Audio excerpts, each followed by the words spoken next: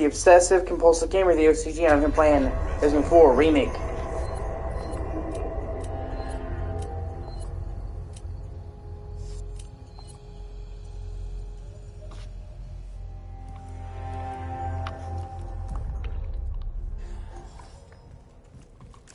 Yeah, I'm pretty sure I've got the gas.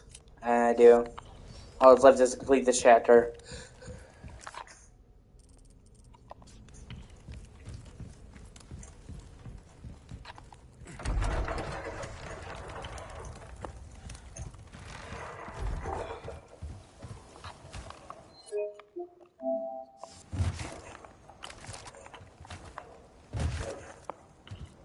Hey, how's it going?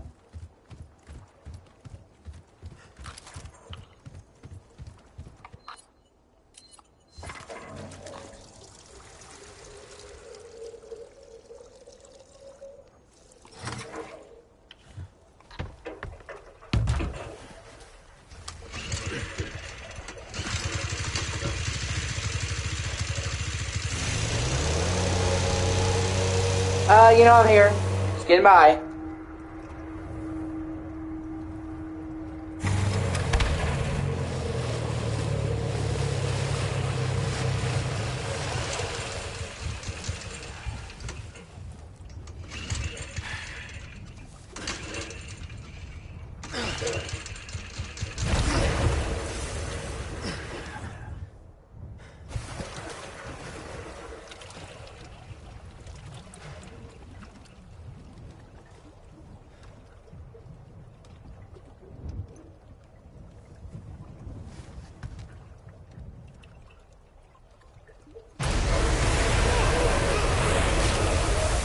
Yeah, New Game Plus. Because when you think you're done, game's like, no, fuck you.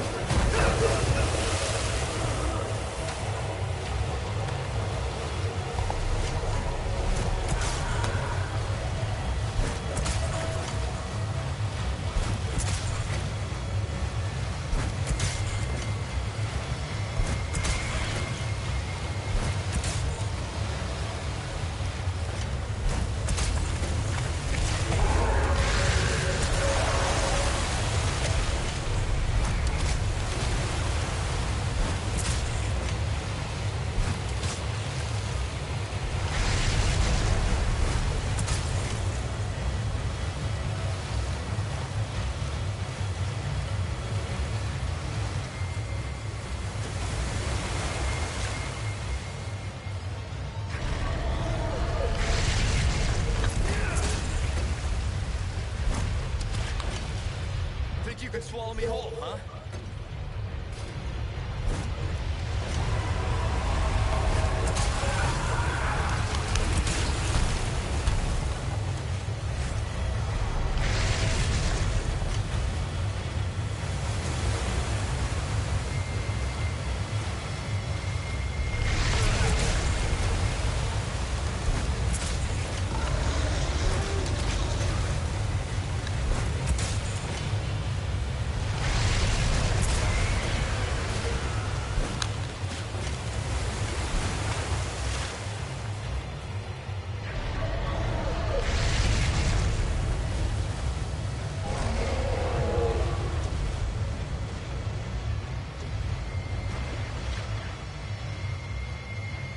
Go.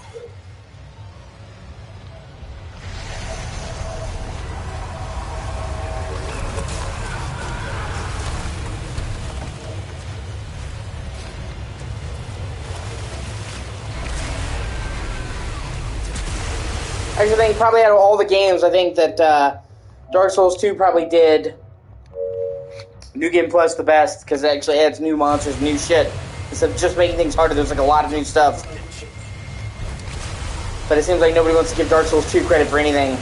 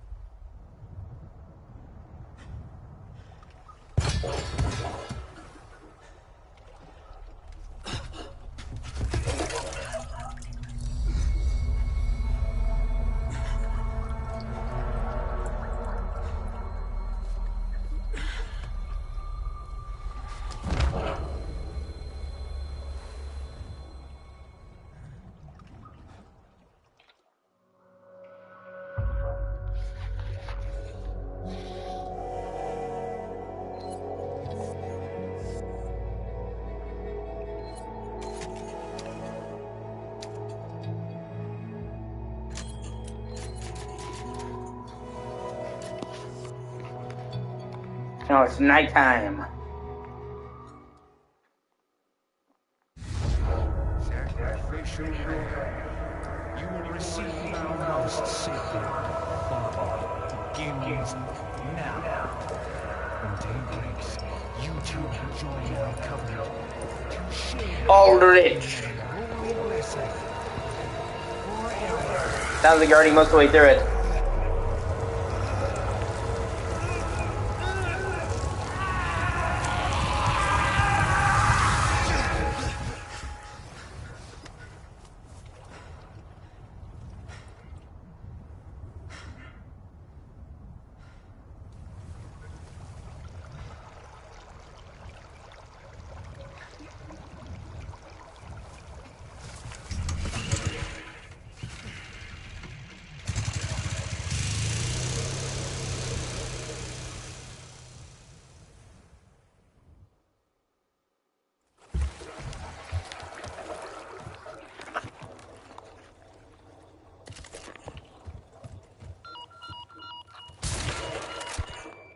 Condor 1 to Roost. Do you read me? Condor 1? You've been radio silent for 3 hours. Are you alright? Yeah, I'm fine. Won't let it happen again. And the church? I'm still looking for whatever key I need. Copy that.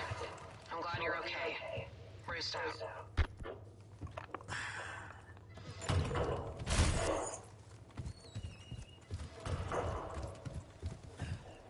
Won't be going anywhere in this thing.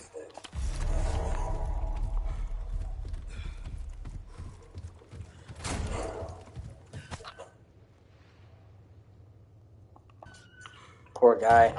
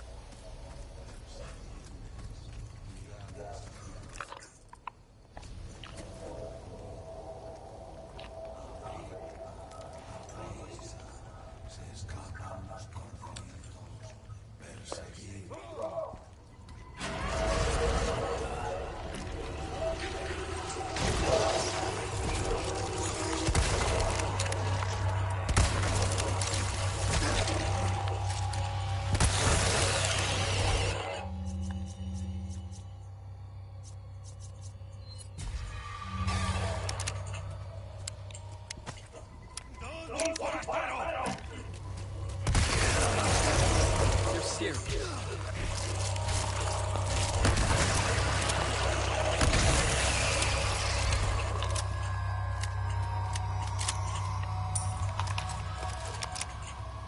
What the fuck?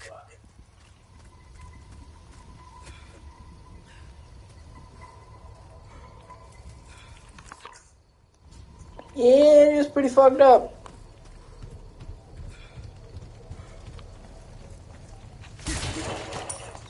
I love how they turned the lake from the original game into almost like a mini sandbox. Just one more thing that they really added in this remake to just put it over the fucking top. I love this game so much.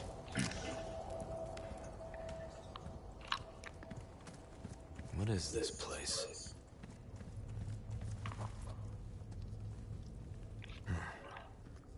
Some kind of shrine.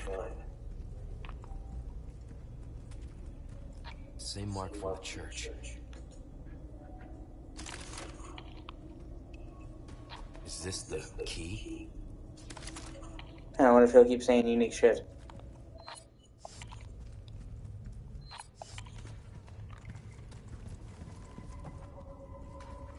The lake.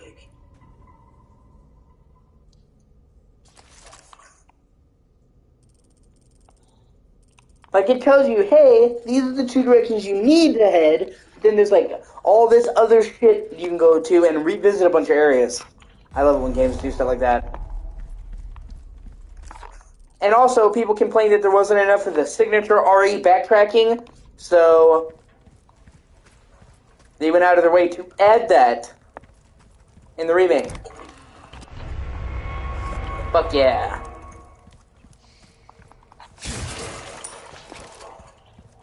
And it's also one of those rare instances where it's a remake that even if you didn't like the original, you might actually like the remake. Because there's a vocal minority in the Resident Evil series that doesn't like 4 because they think it was too action heavy.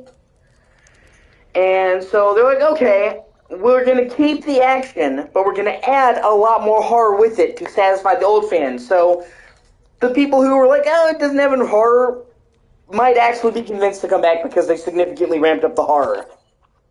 But, like I said, they didn't get rid of the action, they just added horror on top. So they didn't, it would have been vice versa, like, oh, there's not enough action now. So it almost pretty much made everybody happy. It's pretty great.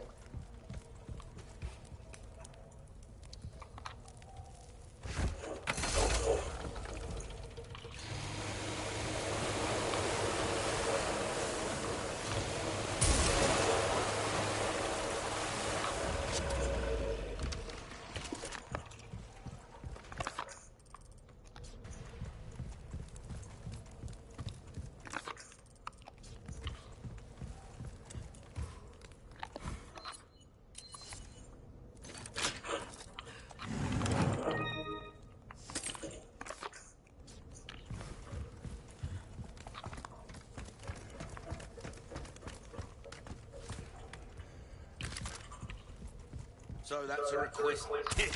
Good stuff. I've got something new for you.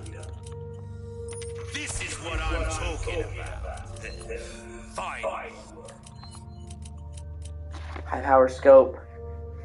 Fuck. Oh, my back is killing me. Years haven't been kind to us, I suppose.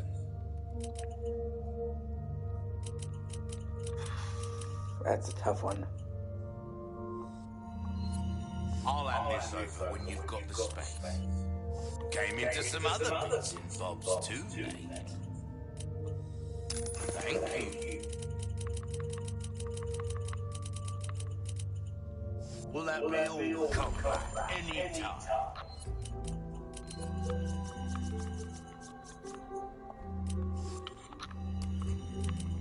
Damn, we're kind of maxed out on space. Okay, let's see if I can get some more space up in this bitch.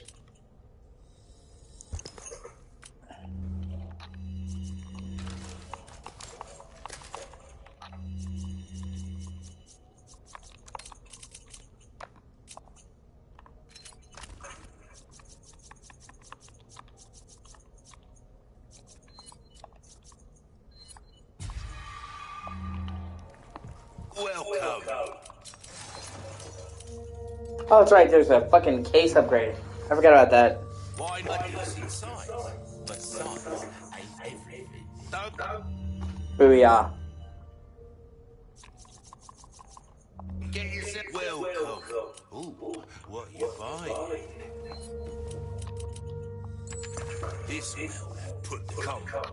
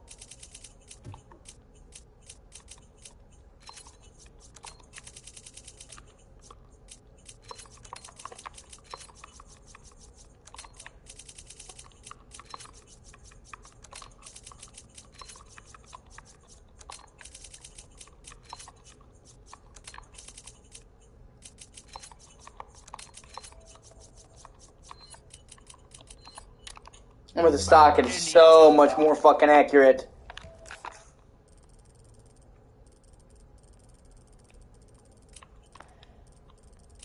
Yeah, it's the locked treasure. How many of these? Okay, I need one more of these. Okay. So...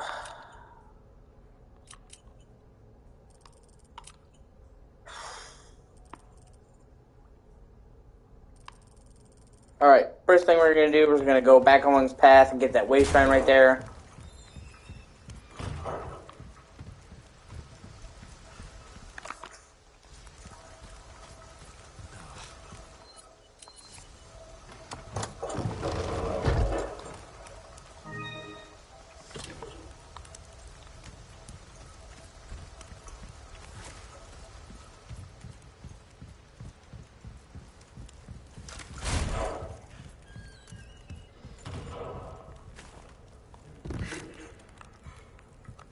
Alright, hop back in the boat.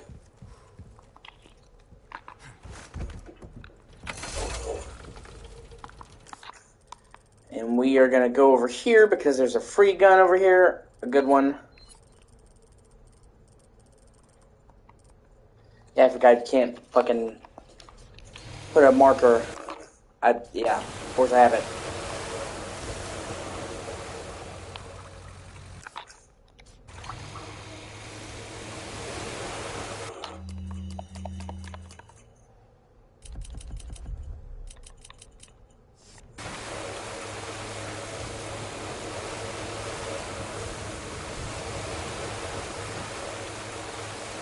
And now, like, I guess from the rain, a ship has popped up, and you get on the ship and you find treasure and you find the red 9.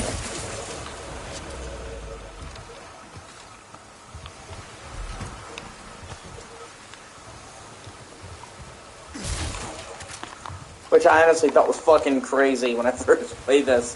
Because normally you buy it. I'm like, what?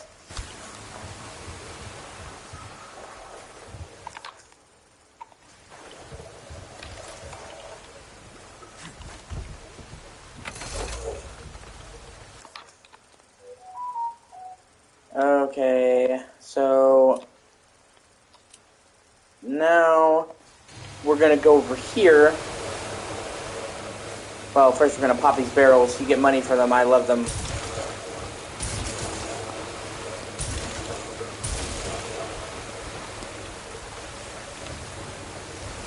Something as simple as just fucking popping barrels in the boat, man. It's just super satisfying.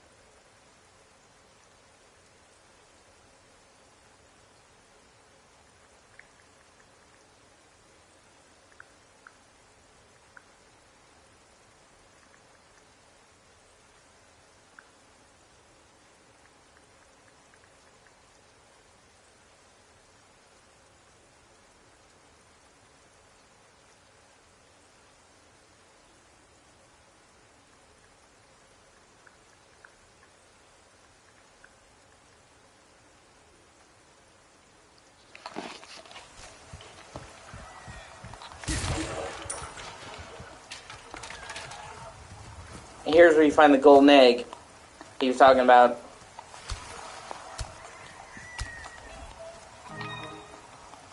Among others.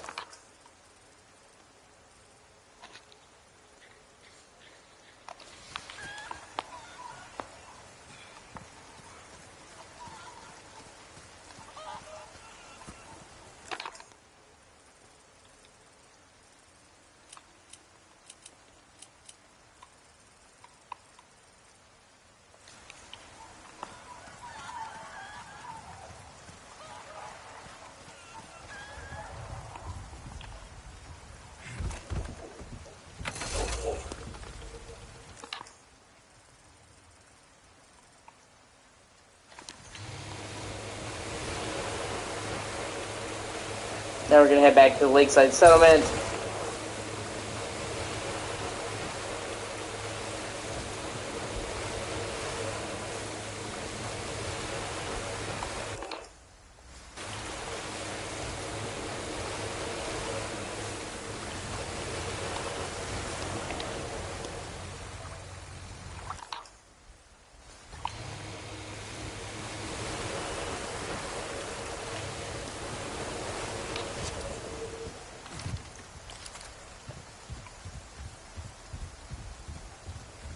Because there's a bunch more shit now.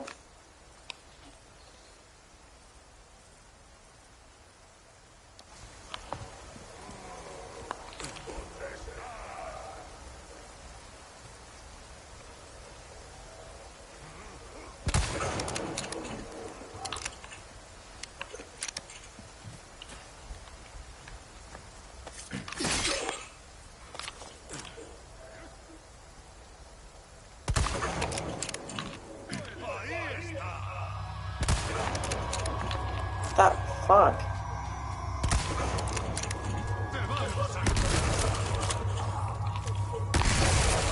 Twisted son of a bitch.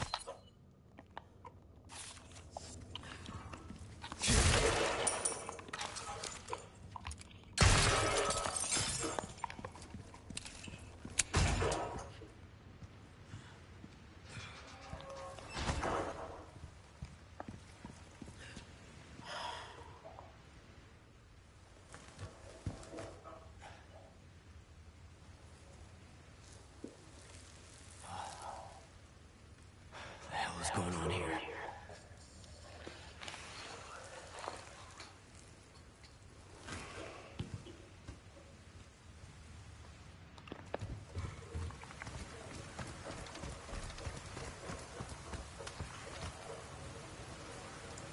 This is from the opening scene in the very beginning. We see them axe a girl. This place right here. Here's also where you get the collectible for this episode. It's pretty well hidden too.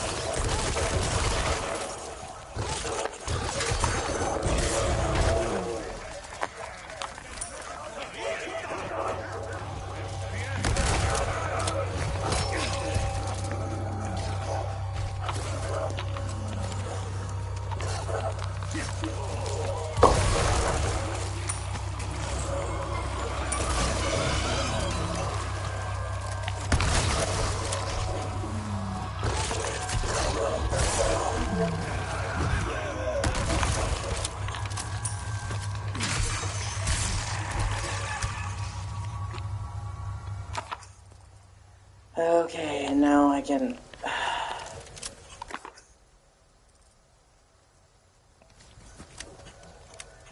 get into that locked drawer.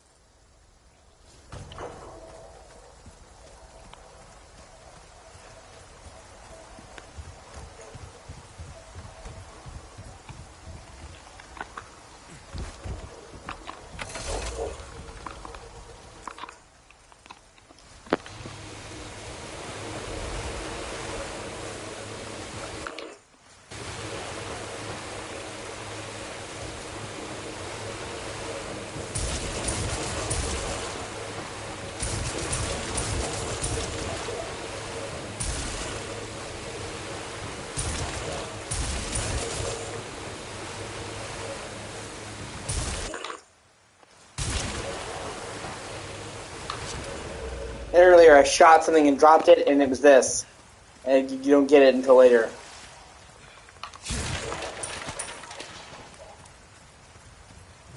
Although you can still do it, you can actually shoot it down from here.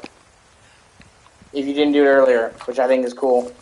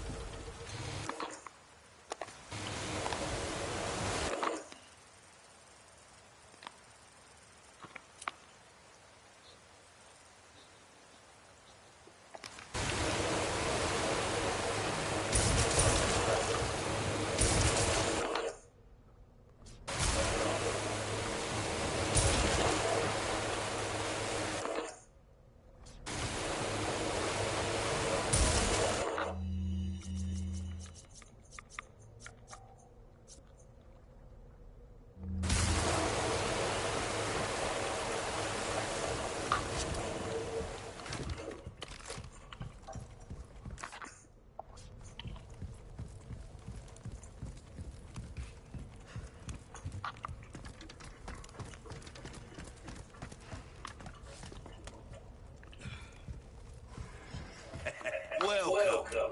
Got a selection of good things on sale, stranger. Stranger. Ooh, I'll pay a pretty penny. Nice work. There's some things money can't buy. Well, that isn't traps.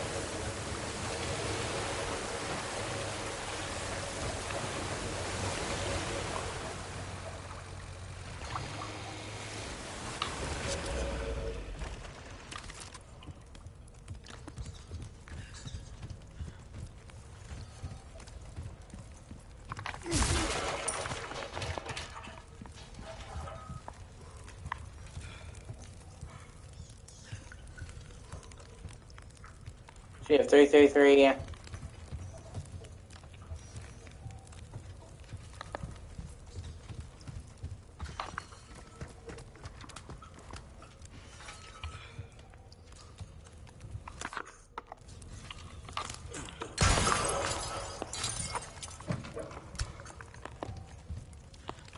We have 333. Perpendicular. And then the Trinity. I'll know when I see him. No good.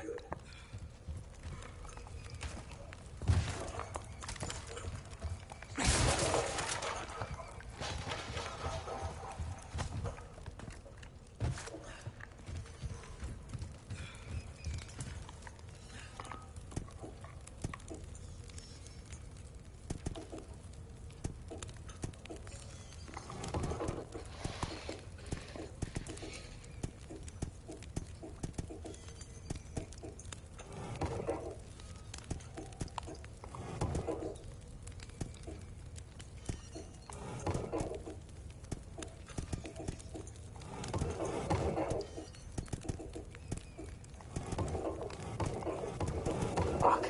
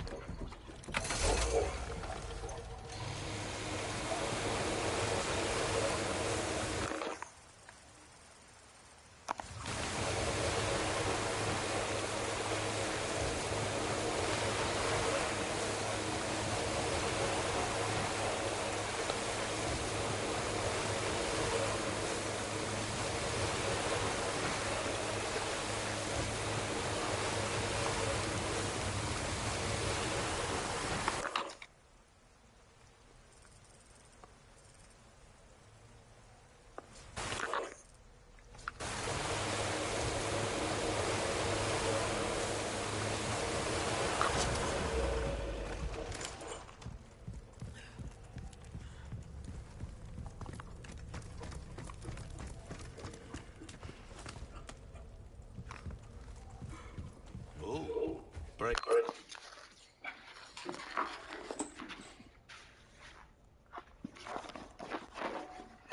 So, yeah, that goes.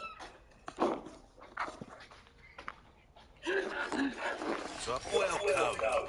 Got a selection of good things on sale, stranger.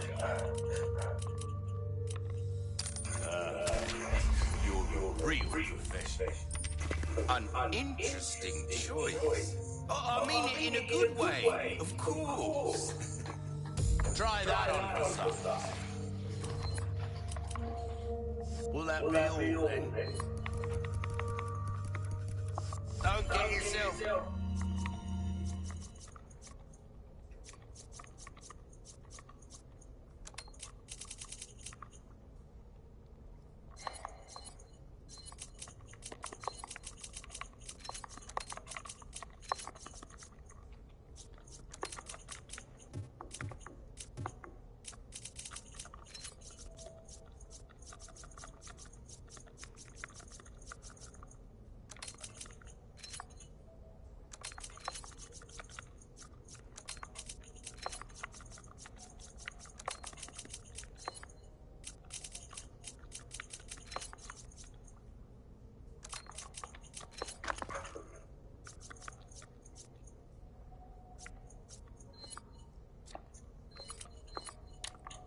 Killed now. Not only does laser sight make the gun more accurate, but what they don't tell you is that it gives you a crit. Now, if you sit... Okay, I'll show you. Really easy way to explain it.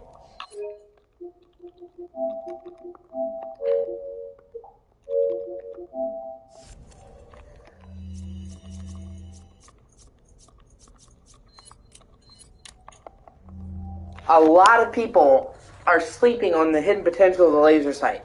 See, people think that the laser sight just makes your gun more accurate, and that's not the whole truth. See, the game is a system carried over from Resident Evil 2 with critical headshots. You see my reticle narrowing? When it does that, it does more damage. But you have to sit there and you have to wait for it. And there's also a greater chance when it does that of it getting an explosive headshot. Pop. Well,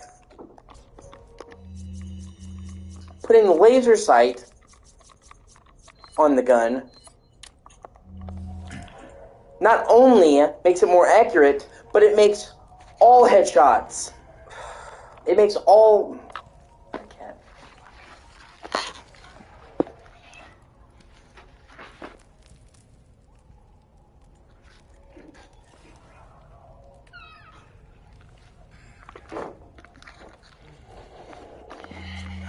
Let me try to explain this again in a way that doesn't sound like I'm slow. People are sleeping on the potential of the laser sight in Resident Evil 4 Remake. See, people think that it just makes your shots more accurate, but it does way more than that. See, in Resident Evil 4, carried over from 2, there's a system where if you sit and wait between each shots, your reticule will tighten, and you'll have an increased chance to do a critical shot that will do more damage, and or can pop an enemy's head open in a single shot. So it pretty much does more damage always, but it also has a higher chance to make their head explode.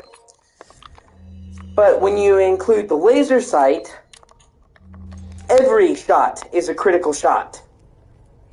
And on top of that, you have an even greater chance than normal of getting a head pop.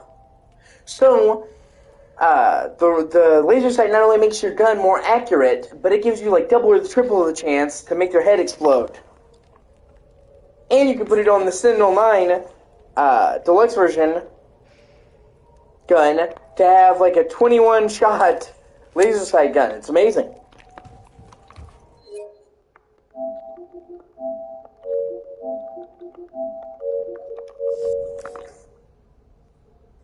Okay. Now let's go to that cave.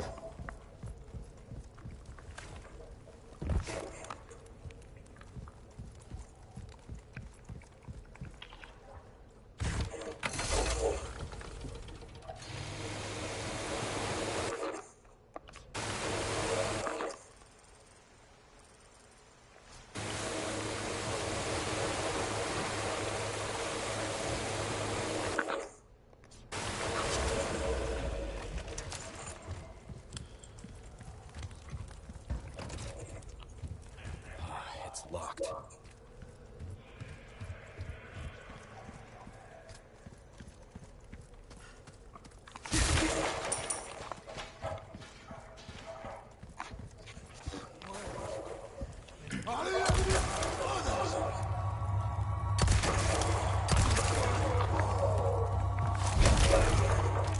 Out of the way.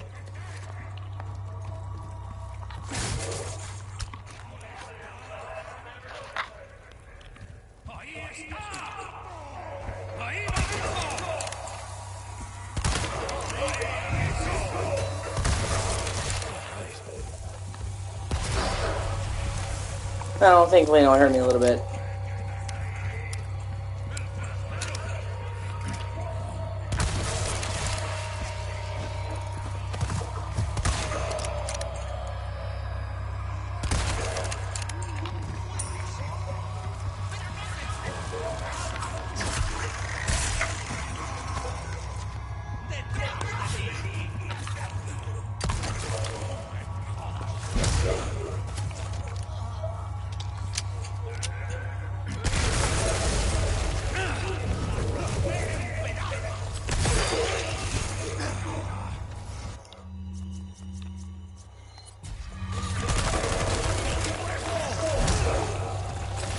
Is that gonna kill him? Oh, it did.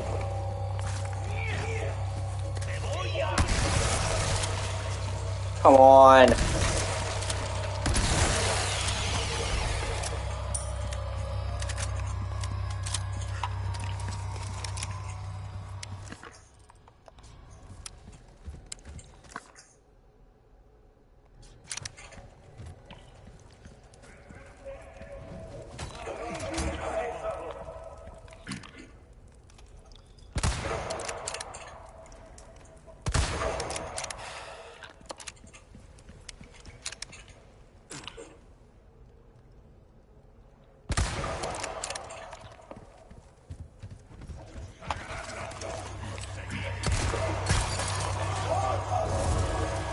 I'll be like, what the fuck? How did that not burn him?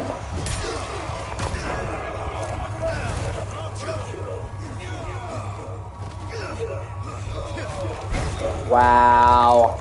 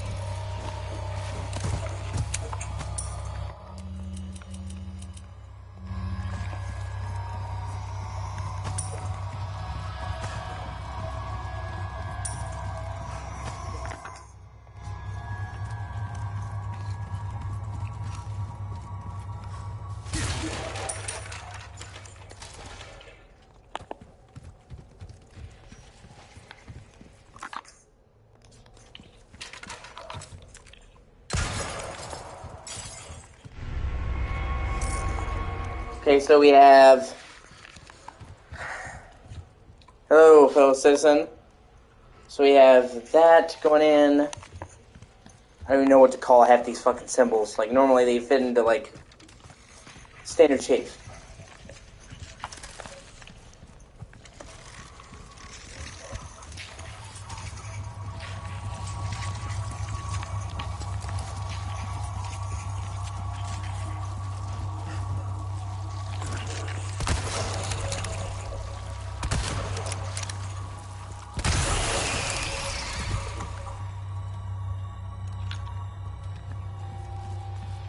Okay, so we have like the weird going in one, we have the up down one, and then we have the two halves.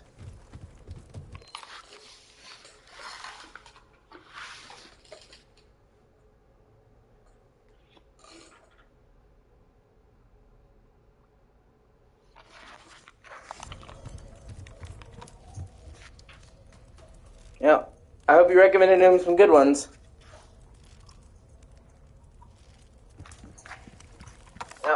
I hope you recommended him some good ones.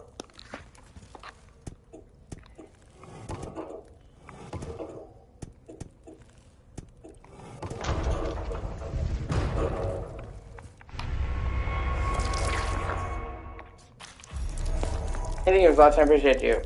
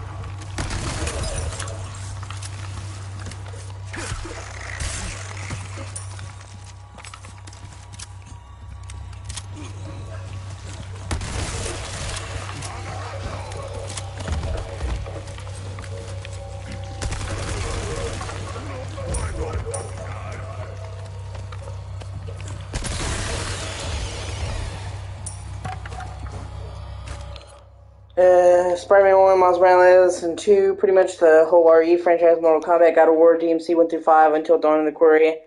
Yeah, no, those are all good choices. Well, most of them. I can't speak for the Quarry.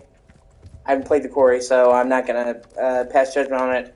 I've heard it's a good game if you like Until Dawn and those games. I don't have anything against them or anything. I've just kind of fallen out of love with those types of games. I don't like games where you're, like, watching more than you're playing. Not that there's anything wrong with that. There are some people who like more of a story-focused kind of thing, and the general consensus that I heard was that the Quarry was even more linear than Until Dawn, and even more watching instead of playing.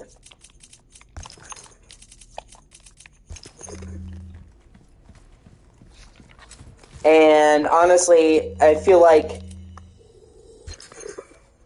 the time where we needed that in games is kind of past. Like, there was a time when doing that had benefits.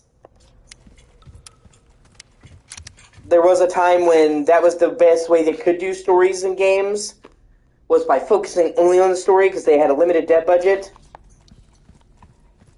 Games like Indigo Prophecy, for example, that was on PS2, and by focusing all of their dev on the story and the characters, they were able to have some next-level storytelling. But I don't think that needs to be done anymore. I think that they have more than enough hardware power and dev capabilities to make a game with a fucking amazing story that isn't super linear, even like a realistic story with branching choices. Although, in all fairness, they even, Quantic Dream even kind of moved away from that a little bit with Detroit Become Human. They had a lot more actual walking around and looking around and full, like, gameplay sequences. I mean, it's still not, like, what you call gameplay heavy, but it was a noticeable step up from the original, from the other games they'd done. That's on my to-do list, is play through Become Human.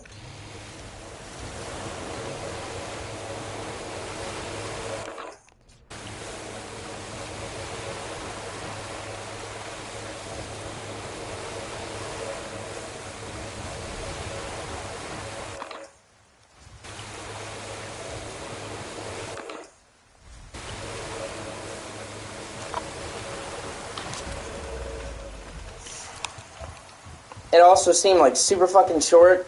People were saying the Quarry wasn't that long.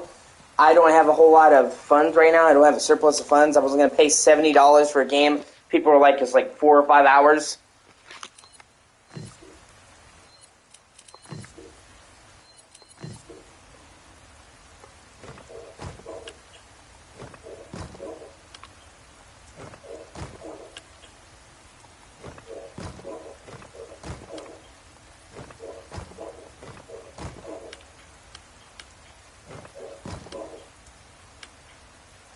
I'm just going by what people have told me, man. I am more than I'm admitting I could definitely be wrong. I just heard the Quarry was not very long. That's what I heard. Like I said. But, like, I'm giving you a judgment of a game that I have not personally played at all. So...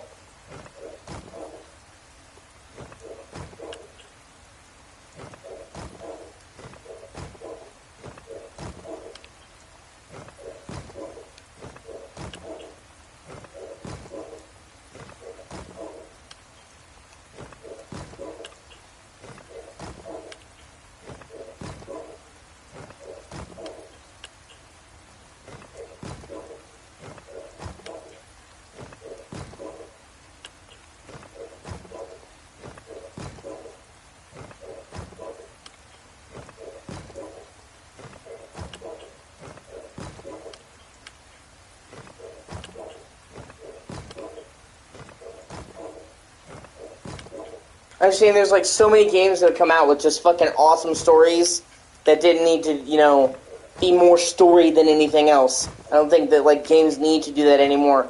So, it almost feels like playing those games now, to me, feels like playing, like, a retro game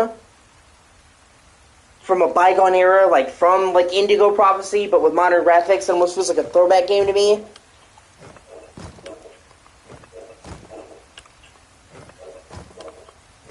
Because back in the day, that was how they did it. If they wanted to tell a hyper-realistic story with amazing characters and all that, they focused on just the characters and just the story because they had limited graphics power.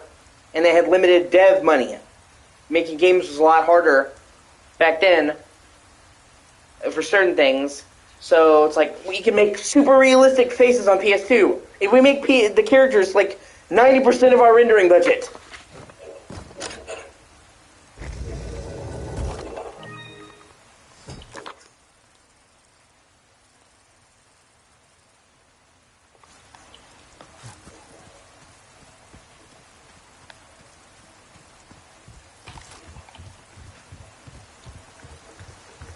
And it's also just kind of like me fighting against there's certain assumptions that I'm not a fan of.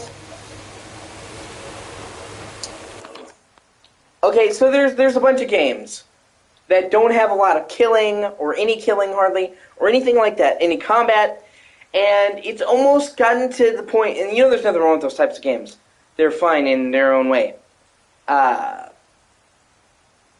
There's a certain... I'm trying to figure out the way to put it. There's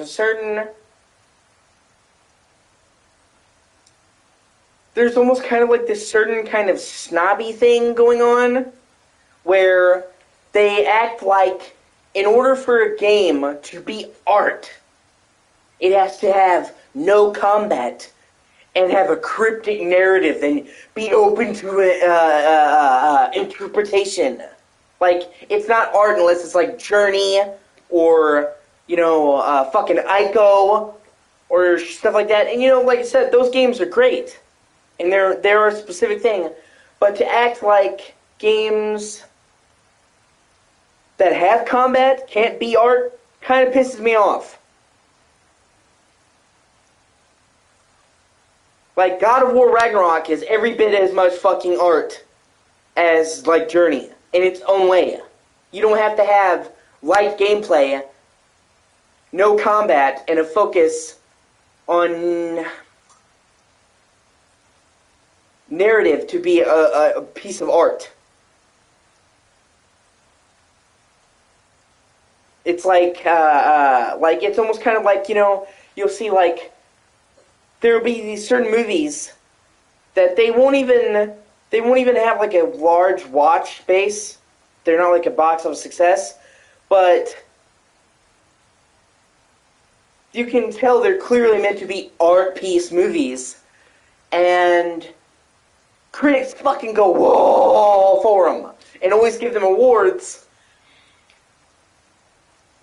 and then kind of furrow their brow at, like, horror and stuff like that. Like, it's become a running thing where horror almost never wins any awards. Like, you could have a fucking amazing horror movie. I'm not talking about, like, schlock. I'm talking about, like, a fucking awesome horror movie, and you will almost never even get nominated. Like, it's a big deal for a horror movie to even be nominated for any kind of award. And there's horror movies that are just fucking masterpieces that are just criminally underlooked because movie critics, don't take horror seriously, even though some of the best fucking movies ever made are horror. And it's the same with games, I guess, is the end of this fucking tangent. There's games that because they're a certain genre, they're not considered highbrow or worthy of critical acclaim. And it's just fucking horseshit. A good game is a good game is a good game.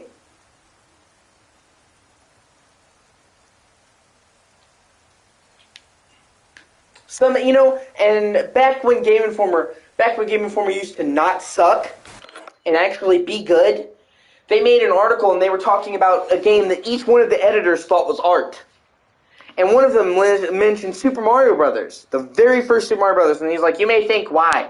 And he's like, well, this is the game that established what a platformer is. Every single thing about the design of Mario Brothers is beautiful and art. It's so well designed. And that is true. It's a fucking game made in like 1985, and it set the basis for gaming as a whole and what a fucking platformer was, and it is still fun to play nearly 40 years later. In its own way, for a jumping game, it was art. That's the whole thing.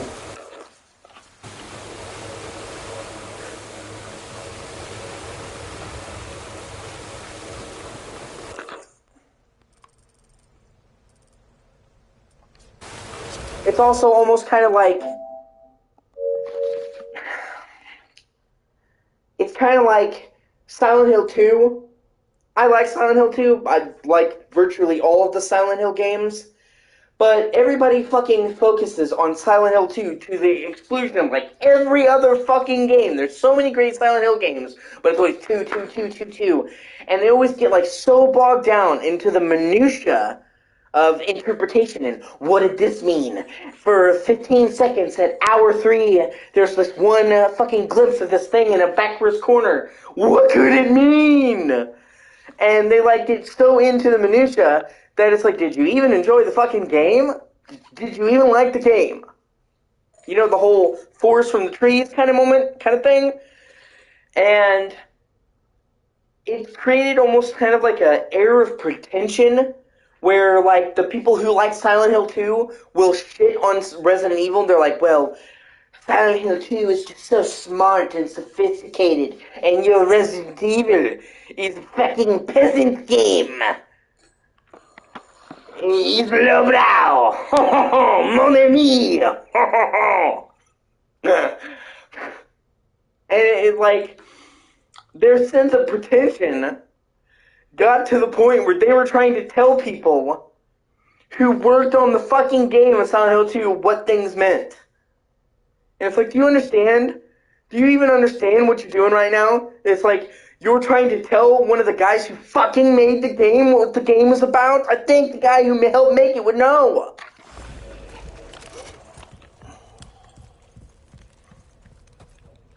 Like, there's this whole thing on internet and Reddit and YouTube and all those things a few months ago.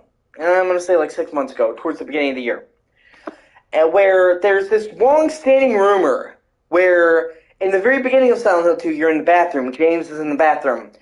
And he's looking in the mirror. And you can't really see his eyes. Like, they're shaded by the lighting. You know, so you see, like, his face, but his eyes are cast in shadow. And there became this rumor that if you brightened it, he's looking at the player. And, it, you know, it was creepypasta shit. It was awesome. You know, it was creepy in its own thing. But the designer of the game, the guy who designed all the environments, who designed the cutscenes and the monsters, his name was Masahiro Ito? Japanese name. I follow him on Twitter. He straight up said, no, that's absolutely bullshit. He's not looking at you. He's like, that's a cool theory, but he's like, I'm telling you, I designed the cutscene, I designed the thing, and he's looking in the fucking mirror. You just can't see his eyelids because of the lighting. And some guy's like, on his Twitter's like, who are you? And he's like, I'm only the guy who fucking designed the game. But they're like so pretentious that they're trying to talk down to the dude who helped fucking make the game. It's like, come on, bro. For reals?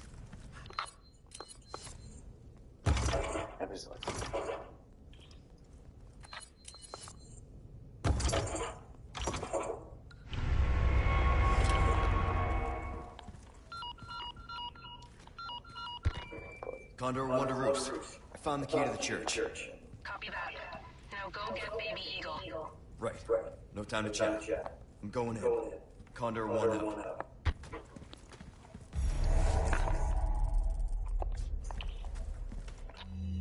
And let me be clear.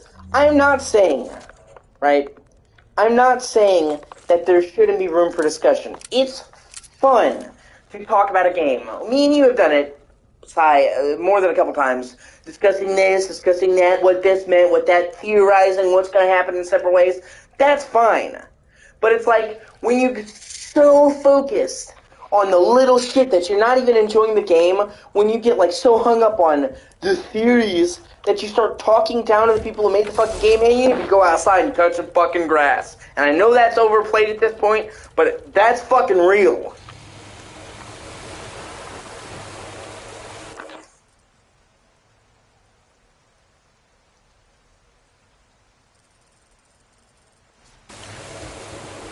One of my favorite fucking memes is it shows the bad guy from Yu-Gi-Oh! And he's like, meta this, meta that. Have you ever meta any bitches?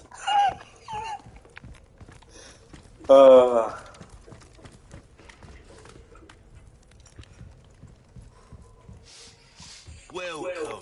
Ooh, what you buying? What are you buying? What are you selling? Thank you. Thank you.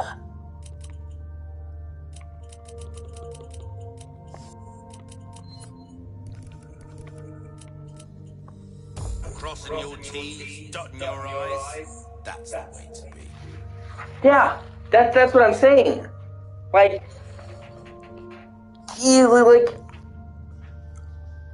it's two well-tuned fans, weapon can make up for a... I believe in deferring to the creator. If you're two fans talking about a game, it can be subjective. Your opinion matters just as much as my opinion. You know? I don't go into that whole, well, you're not a real fan unless yada yada yada shit, okay? As long as you played the game, you can give me an opinion. But when you start talking to the creator of the game, what they say goes. If anybody has the fucking veto right, it's the person who made the fucking game. Might want to take care. And it's actually kind of sad because the guy I was talking about, Mashiro Ito, he got like so upset with some of the community being assholes to him that he kind of like withdrew and he doesn't interact with the community as much anymore. Yeah, that's true. That's not what I'm talking about though. I'm talking about like there are people who say you're not a true fan unless you own every game in the series. Like fucking gatekeeping shit. That's what I mean. Like pretentious people. Like not everybody can afford to play every fucking game, or not everybody has merch.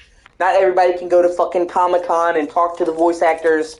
I'm talking about people who are being ridiculous. Like, yeah, if you don't know basic shit, then yeah, you're not a real fan. But there are people who like gatekeep to the extreme.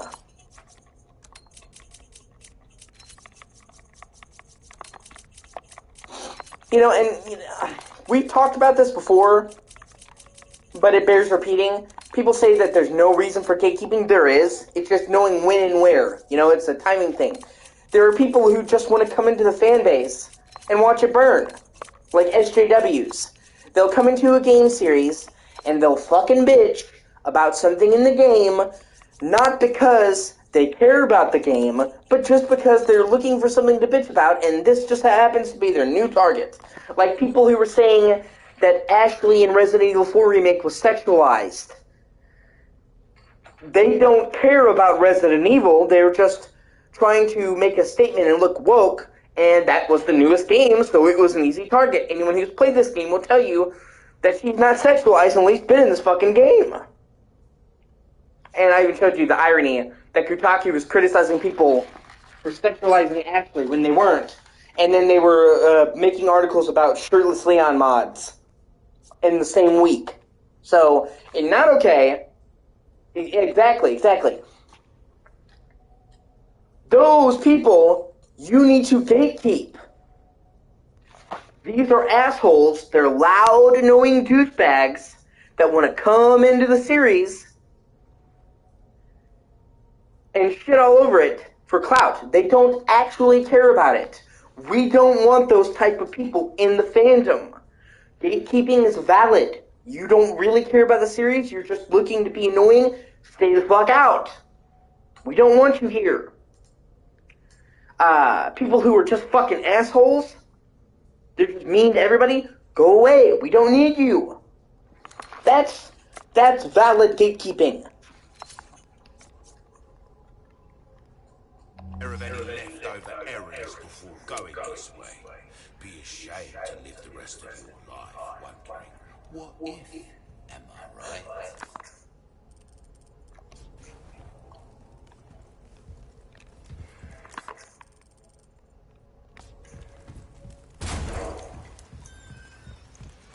So, yeah. Sick boy.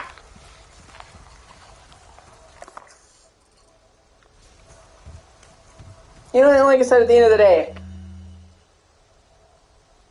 it's not really that complicated. People overthink it. Just don't be a douche. Don't be a douche.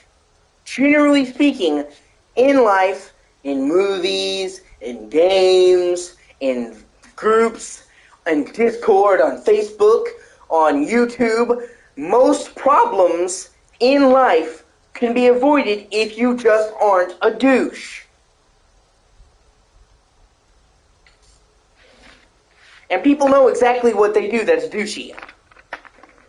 That's why, like, on my Discord, on my YouTube chat streams, I don't sit there and tell people, you can't do this, you can't do that, you can't do this, you can't do that. It's really simple. I just tell them, don't be a fucking douche. Don't be a dick. You know what being a dick means. You're a human being. And if you just don't do that, we're fine. Don't say something to somebody just to stir up shit. Don't piss on somebody's opinion. If you're gonna disagree with them, be civil. You can give your opinion and not be a dick about it. You can give your opinion and not hurt somebody's feelings. That's why you'll see all the time, people will say things that I don't like in the group or on my streams. They'll say, I like this game and I fucking hate it. Do I say, ew, it's gross that that's your opinion, or man, that's a dumb opinion, or no, you suck, or that opinion sucks? No, I say, I disagree. So even though I'm disagreeing with somebody, I'm keeping it respectful and not being a douchebag. And like I said, I welcome anybody in my group, anybody in my streams to disagree with me, as long as they're not a dick.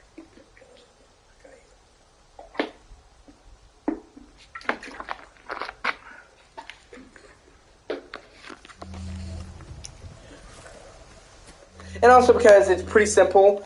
You know, I don't want people to be sitting there thinking, well, can I post this? Can I talk about this? Can I do this in the group? It's really simple. Don't be a dick. It's easy to keep in your head. If you think that doing that thing would be a douchey thing to do, don't.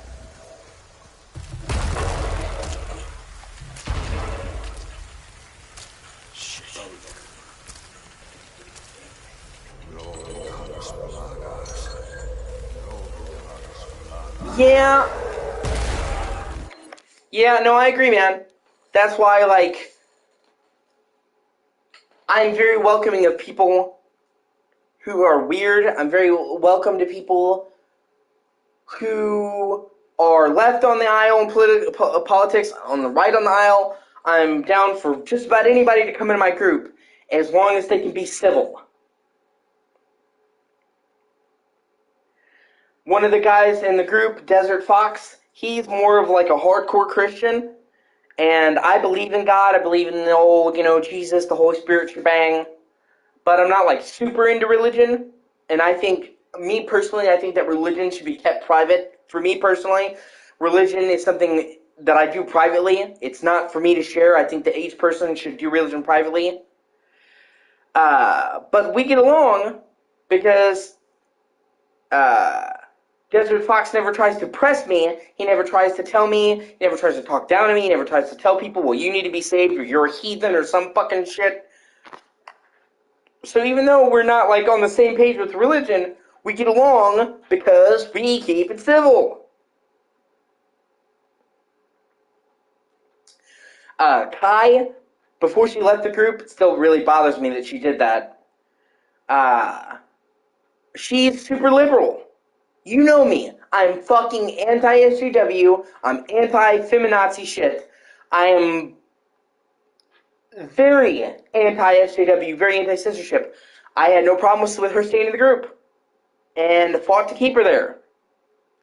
Even though we are just not in sync, because we could civilly disagree. And when it got to the point when I was talking to her, and she started to piss me off, I just said, okay, we're not going to reach common ground on this, and I changed the subject.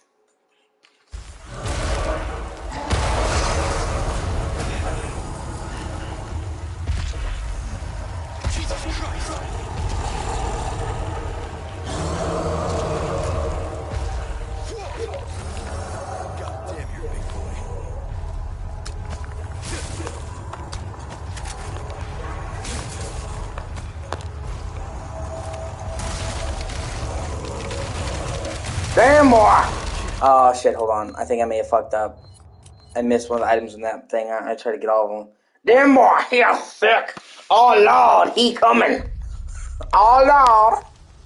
Like I said, so, you know,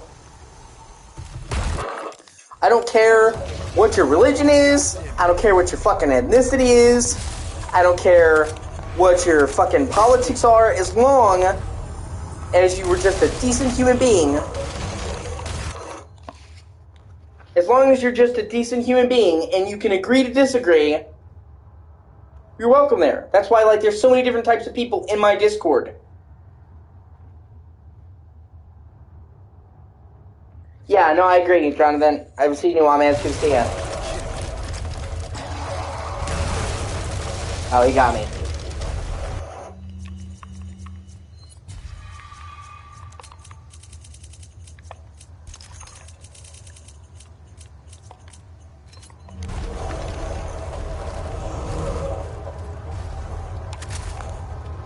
And that's the only reason I would ever kick somebody out of that Discord, is if they were being a douchebag and they weren't being tolerant of other people's beliefs. And obviously I would never just kick somebody. They would get a fucking warning.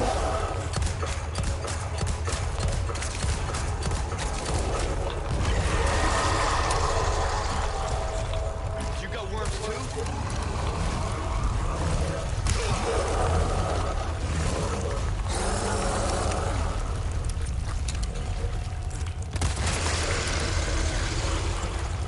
I generally go on the 3 strikes you're out policy.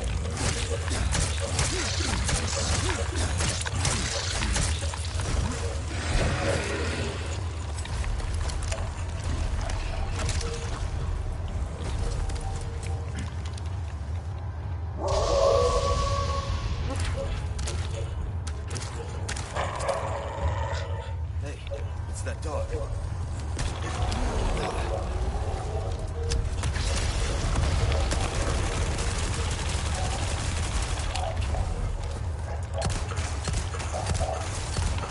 For example, this just occurred to me.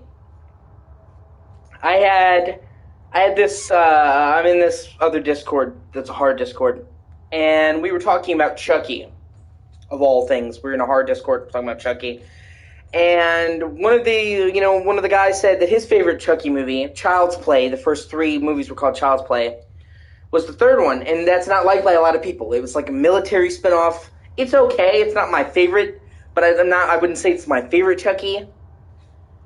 But, you know, this chick came in, and she was just like, ew, to his opinion. And I'm like,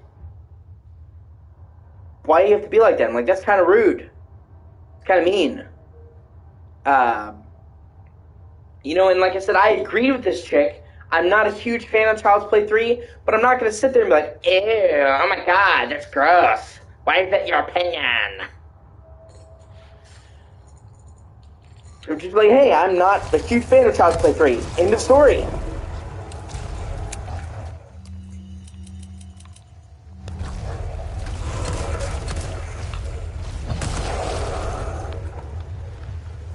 People make things harder than they need to be. You know? Like, it's really not that hard to not be a dick.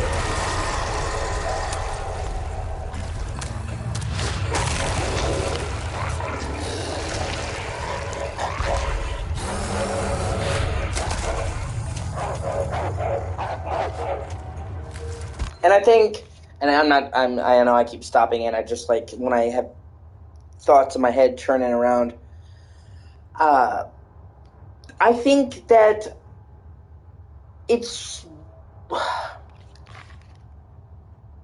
the inability to agree to disagree is part of what is breaking this country down. It's part of what's breaking our world down, because we used to be able, in America, obviously I can't speak for the rest of the world, but we used to be able in America to agree to disagree. That's the reason why they would tell you, never talk politics, never talk money, never talk religion with friends. Because those things always start, so just steer clear. And it fucking worked. And even then, as long as you can talk about religion, you can talk about that, as long as you were cool about it, and you're prepared to agree to disagree. But now, America has gotten to the point where it's like, oh, you don't think exactly the same way I do? Well, fuck you, I'm not even going to talk to you. Oh, you're a Republican? You might as well be a Nazi. Oh, you're a Democrat? You might as well be, yada, yada, yada. And it's created fucking a schism in this country where people only want to talk to people in a very narrow fucking mindset. Because if you're looking for people that think exactly the way that you do, you're not going to find a whole lot of people that fit that fucking criteria. Especially for me, because I'm a fucking weirdo. So if I go looking to only talk to people that are like me, I'm going to be out there for a while. Hello? Anybody there? Any weird bald dudes out there who really like nerdy shit? So...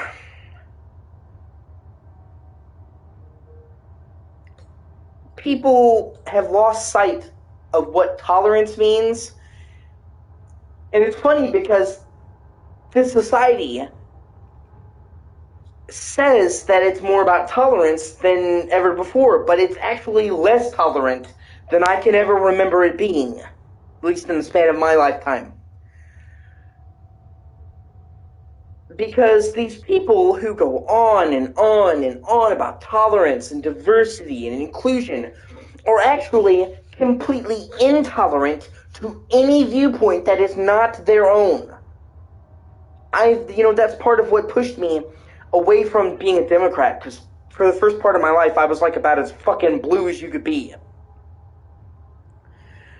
Because they honestly thought that if you don't think the same as me, you're basically a Nazi. It became a meme, but it became true. The Democrats right now are like such a narrow subsection of people that just think, if you don't, 100% fit in this box, fuck you. That's why so many people have left the left. It sounds funny, left the left. But they have, because they're so narrow-minded and intolerant that even people who are left-minded, they're not quite left enough, so they don't count. Yada, yada, yada. And it's kind of messed up. I'm not a fan of it. And we started to skew because I started to feel like the left kind of went fucking crazy too. Like, it became, oh man, like I said, yeah, I know I'm going on a rant, I apologize, but it's like, I never thought that we would be at a point in society where saying, leave children alone, would be contentious. But there are people out there who, if you say, you shouldn't bring trans shit on children shouldn't be trans, let children grow up and then make the decision when they're adult, they think that that is a fucking hate speech. And honestly, you would think that if there would be anything that could unite people, decent fucking people, it would be the notion, leave children alone. It's like the left side, the right side, libertarians. If there's one thing we can all agree on, right, guys, it's that children should be protected. Not anymore. So, there's kind of a joke going around. There's kind of a joke going around now that, if you say you're a centrist, it means you're a Republican, but you don't want to admit to it. And there are people that are like that. That's not me. I honestly think that both ends of the spectrum suck in their own way. They're both two parts of the same fucked up system. Because I'm not going to go over here to the left and say that biology doesn't exist, that if you say you're a woman, you automatically are a woman, that you should be able to compete in sports with biological women. I'm not going to go over here to the left and say, well, you should be on, getting your boobs removed at 13. But I'm not going to go over here on the right and say, be a fucking Bible-thumping Christian and say, well, if you don't like, what I like, you're going to go to hell. Or say, well, gay marriage is wrong. Or some shit like that. So I really just don't feel like I belong to anything. And I noticed there's this habit, right? There's this habit of you have to accept all of the party's politics. So I see oftentimes there will be people in politics, Democrats, they won't agree with a lot of what Democrats do, but they'll be like, well, I'm a Democrat, so I have to go along with it because that's the party thing. Fucking bullshit! Your politics should bend to fit you, not the other way around. I shouldn't have to do and say and think things that I don't believe in because that's a democratic belief. I should be able to believe what I fucking want to believe and not go along with shit that I don't like because it's the party lines. That's what they say. It's the party lines. This is what a Democrat is.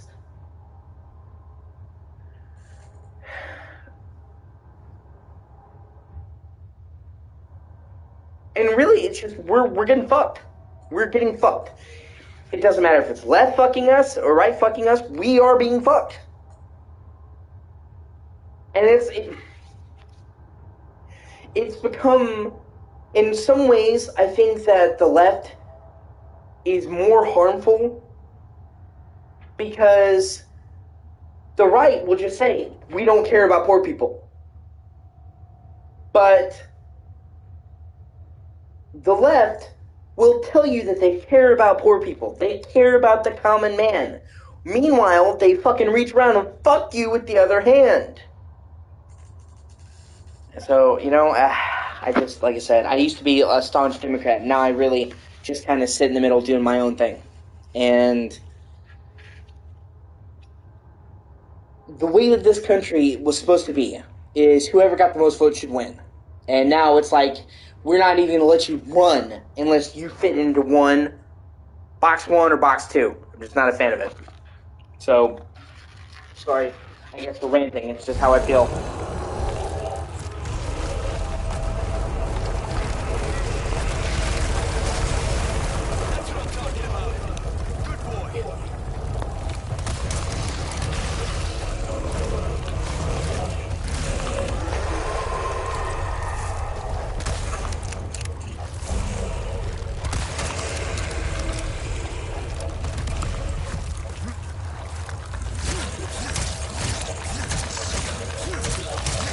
And as much as it pains me to let Kai go, basically, I had to. I had to let her go. She just didn't want to. She didn't want to even be in a group that was voicing opinions that weren't hers. I went to her. I talked to her. I was totally nice to her. And I asked her, what could I do? What could I make her say to come back? And basically, they said stuff she didn't agree with, so she didn't want to be around us anymore. And I just can't have somebody like that in the group. Like I said, in order for the group to work, everybody has to agree to put aside their fucking differences.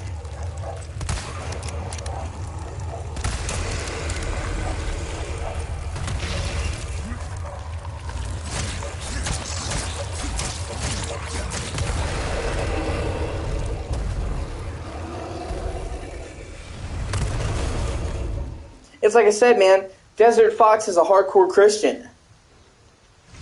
And I'm pretty sure he doesn't agree with gay people. He has you get what I'm saying when I say gay people. Catholics aren't too keen on same-sex shit. Does he ever give anybody in the group that's gay any shit? Nope. It's almost a pancake.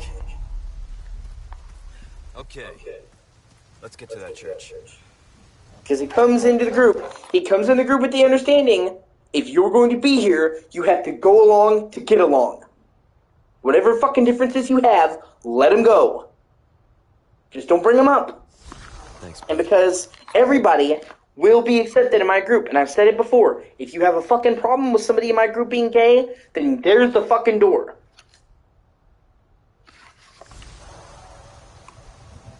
Such a great dog. Yeah, exactly. But then again, you wouldn't give him shit. You wouldn't give him shit for his beliefs. You wouldn't give him shit for believing differently than you. So, that's what I'm saying. You can agree to disagree. That understanding is what lets the entire group work. Without that, the group collapses.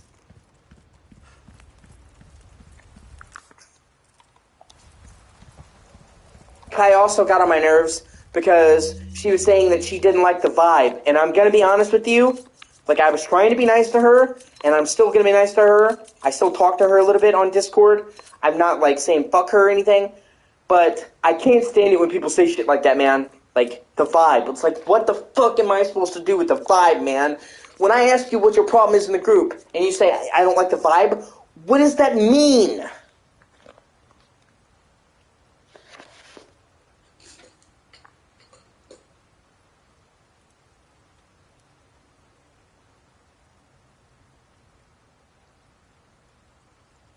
That's what I'm saying. She just said she didn't like the vibe, and she, like, declined to talk about it any further.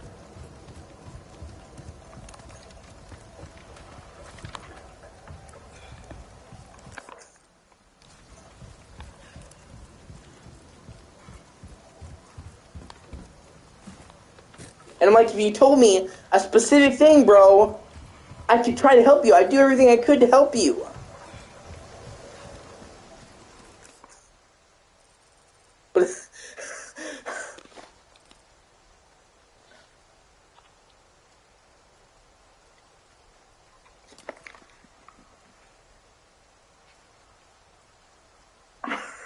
But it's like, what the fuck am I supposed to do about a vibe?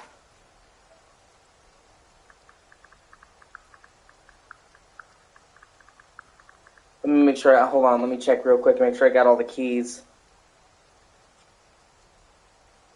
Small keys, those are one of the things I always miss. I have trouble with.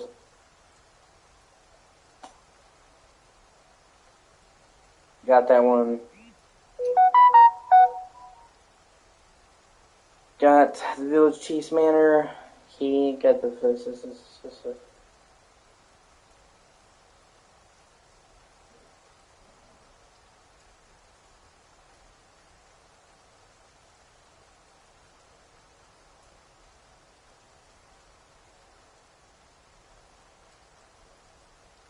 Okay, there's a...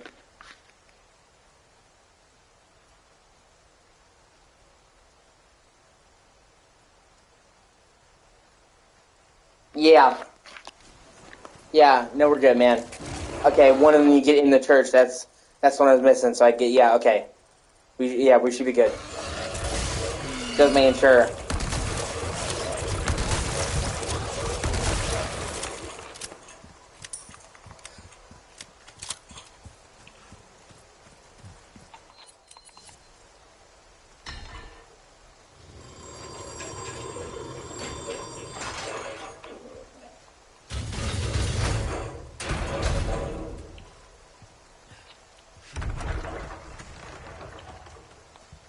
Ashley Graham! I'm here to help.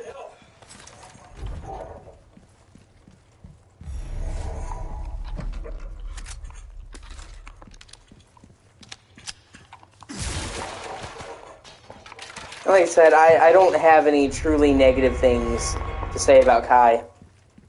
I honestly thought she was pretty nice when I generally talked to her. I just, like I said, it just... And, I hated to see her go.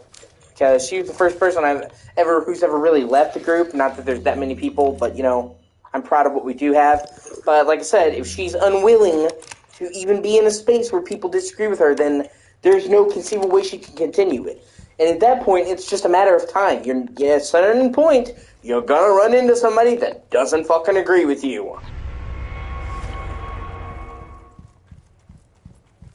That's just how it is.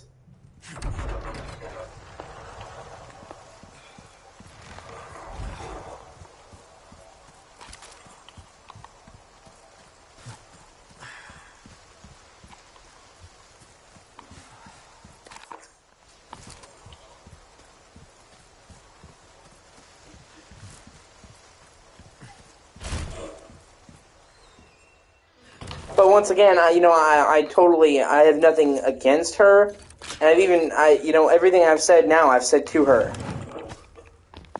So, treasures, let me see. Here we go.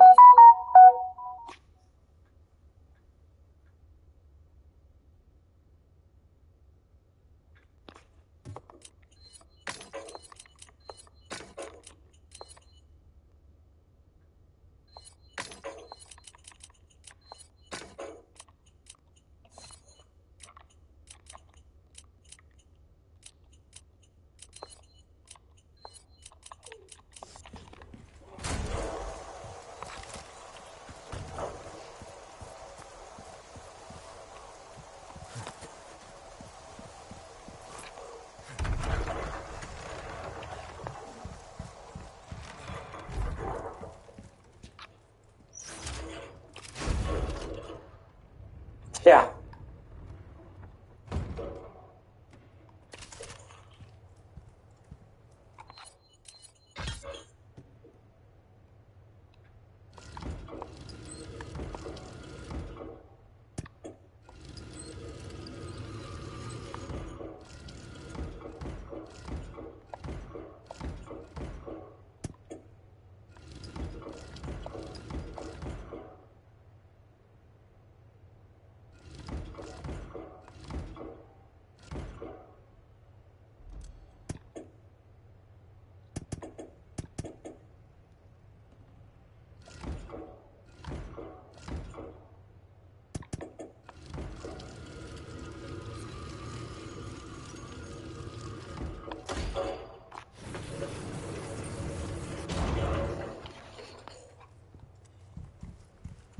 I love the rainbow light that emanates from that. How you can actually see it on Leon's character model. I love shit like that. It's cool.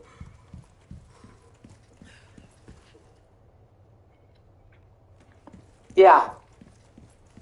I don't know, man. I'm not like a huge fan of Aaron Black. I always thought he was kind of cheesy. Ashley, you in there? I'd much rather prefer like Stryker to like Aaron Black. And it sucks that Stryker pretty much got removed due to politics. It's like not even a joke. He literally got removed from any other games after 9 because they had the anti-police sentiment and they were afraid they were going to catch Keeper Stryker. And so, like, Stryker was one of my favorite characters in Mortal Kombat 9, and he has, like, never appeared again since, and looks like he probably won't appear anytime soon just because of that. And it's like, I don't care. Yeah, Troy Baker, that's true. That is fair. Troy Baker is definitely a G.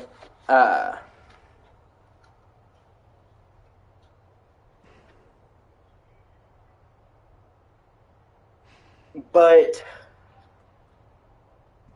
like I said, I don't care about them changing the roster, but, like, they basically specifically took fucking Stryker out due to politics. That's what I don't like. And it's like, Stryker is like the only case where I can think of that happening. There's been tons of times when they didn't bring a character back because they just didn't feel like it. I'm like, well, it sucks that they didn't bring it back, but, you know. But, like, with Stryker, it's like they wanted to, they probably would have, and then they didn't. And it also leaves loose ends because they very much, I'm pretty sure, had plans for him in 10 and 11 and didn't include him. So, like, he's one of the characters that is very prominent in Mortal Kombat 9 and, like, is alive at the end and it seems like he's going to be a part of the story going forward and just fucking disappears. Never even references his existence in 10.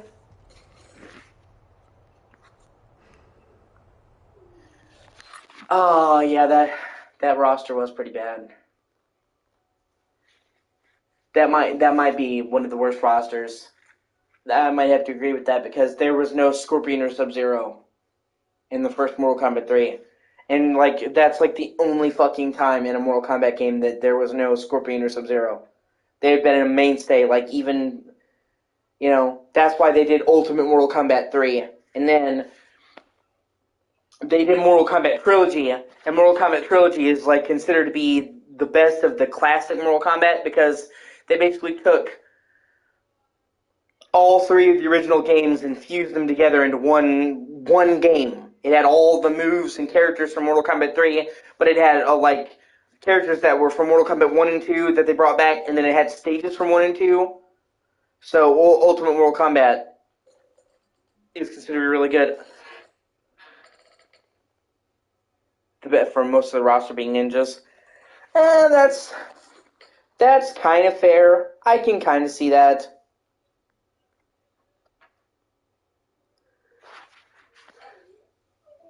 But then they fucked up and everybody's like, where's Sub-Zero, bro? Where's Scorpion, dude? Thankfully, they fixed it. And made it right. Ashley. Ashley Graham, are you in here?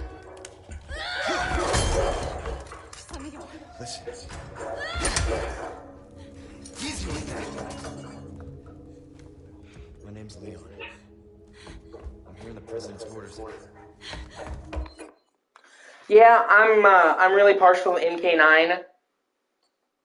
MK9 came out in 2011, I believe. I think it was 2011. Yeah, it was 2011. And I fucking loved it. It was like the class. It was like Return to Form, because Mortal Kombat got kind of wacky and out there, and Mortal Kombat 9 was kind of bringing it back to the basics. Even though they just called it Mortal Kombat at the time, everybody calls it fucking MK9. Just like everybody's gonna call Mortal Kombat 1 Mortal Kombat 12. It's like I don't even know what they tried to do. Fuck Goro. Fuck Goro. And 9 was the first time that the actual story of Mortal Kombat got really good.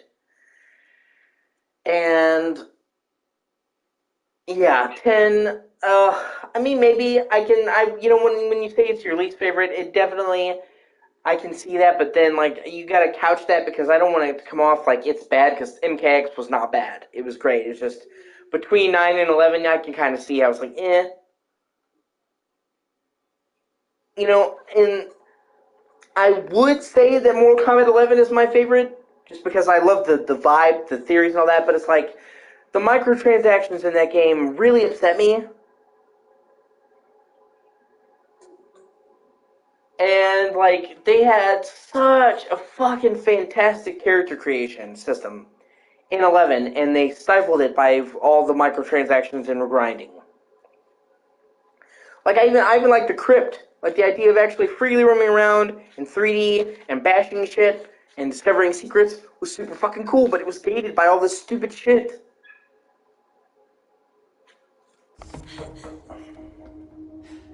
That one will.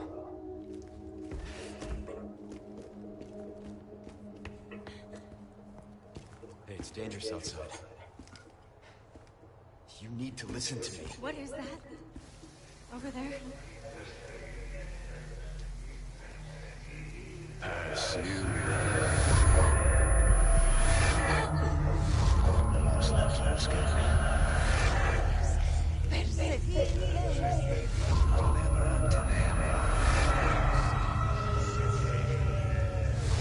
salvation.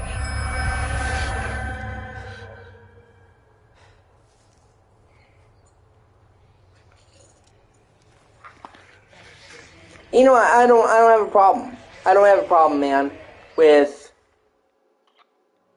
them rebooting the timeline. I can kind of understand why they did it, because with all the time travel shit, things got fucking wild.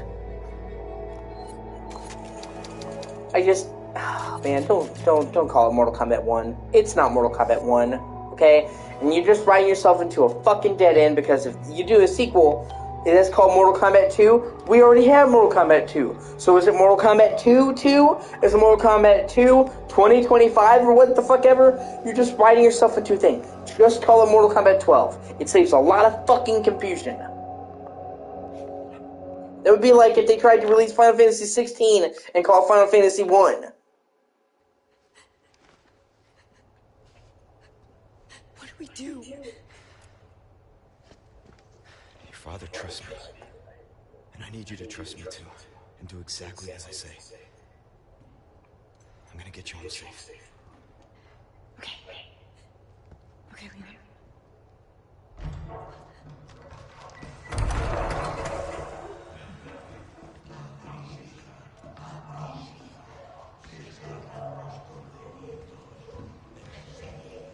Yeah, that's fucking dumb too. But we can just call it fucking remake. Let's get the hell out of here. Seriously? Just bought this.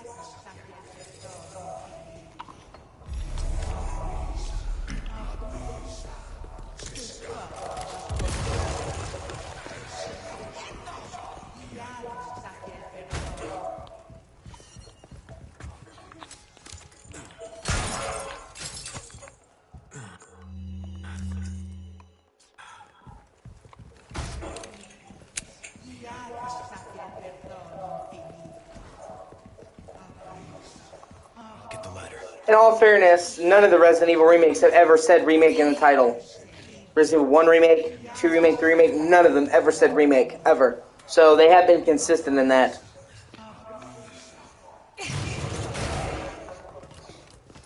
But in that case, it kind of got excused because people could just say, hold on, I kind of wasted that grenade, it kind of got wasted because people just, Alright, let's get the hell out of here. at least then it's not that big of a deal because people just know to call it remake. You know what I mean? Like, they never tried to act like it was not a remake. If that makes sense.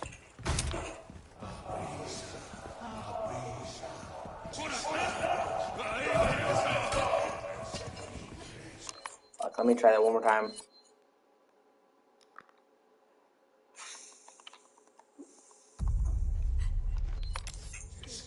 Alright, let's get the hell out of here.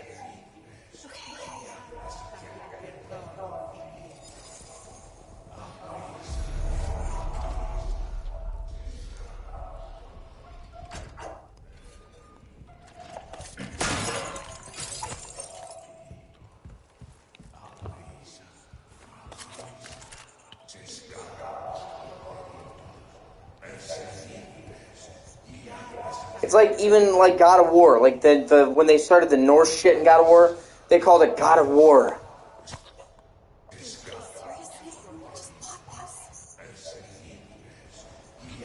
And it's like no, it's like the 5th God of War game, Okay. and it's like the 4th in the continuity. Just no. That's why I'm happy they didn't try to call God of War Ragnarok God of War 2 2. They gave it a distinguishing subtitle. I'm like, thank you. What do we do? There's no way out.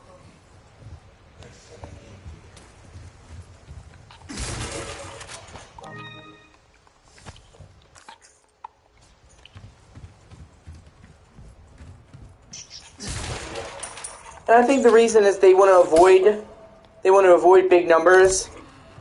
Like game developers want to avoid big numbers because I guess they think that if they have a big number that people will shy away newcomers, but that doesn't work. That doesn't work. There's so many games like Final Fantasy 16 people play. When you take away the number, all it does is just add fucking confusion.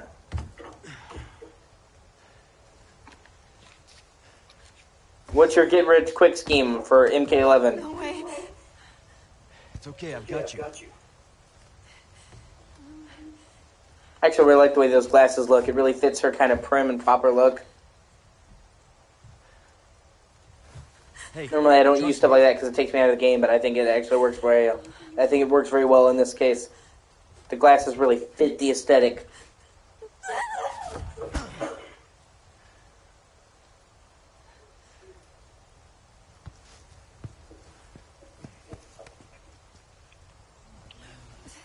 Thanks.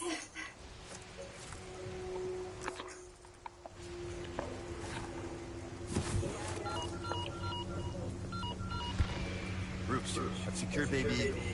Copy that. Is she okay? Affirmative. Well done, Condor 1. I'll dispatch a chopper ASAP. I'm sending you the coordinates for the extraction point. Make your way there, and don't let anything happen to Baby Eagle. I get that. I agree. That is a way to do it, but to me, that's like me, like, The weather is getting worse. Roost out. oh man, you shouldn't even have to do that. It's just like, you going out of your way to have to not play the game, you know? And that's not a shame on you, I'm just saying, like, it sucks that that's a fucking thing. Because we have shown that there are ways to do microtransactions well and not be fucking weird about it. Like I said, it's dangerous. But Mortal Kombat 11 was not the way. Okay.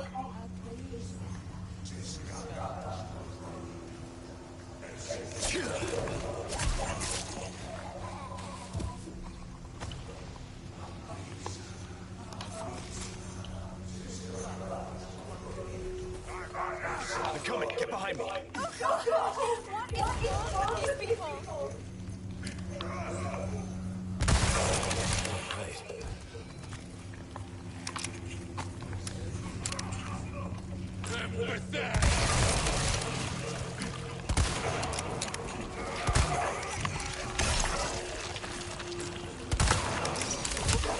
Ashley!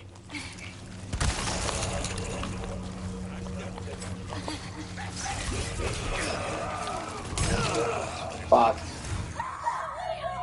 I also hated it because it's like they made it so you could make all these custom variations for characters, and I fucking love that idea. But they made up until very, very, very, very, very late in the life cycle of MK11, you couldn't actually use your custom variants in online play, and that's bullshit. That's like the main fucking reason to make a custom variant is to take that shit online. And it's like, once again, it's not like you're hacking. The game gives you a set limit of options and stuff to do making your character build, so it's not like you can sit there and get a broken character. You have a very limited amount of specialization. But I love the idea of being able to customize my character and make my special version of, Johnny Cage. But I'm like, what's the fucking point if I can't take it online?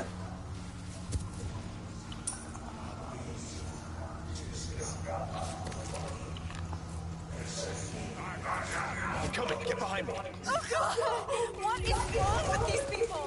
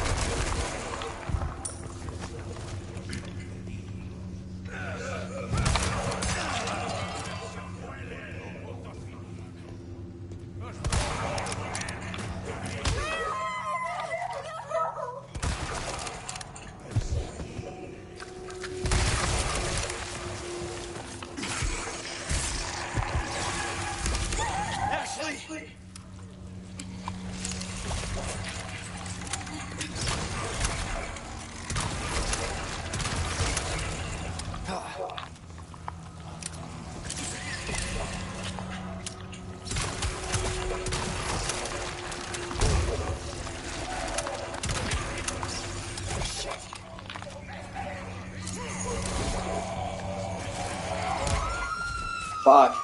Yeah, I'm trying to do it. Yeah, I can do better. Let my cat in, or she won't stop. Oh boy.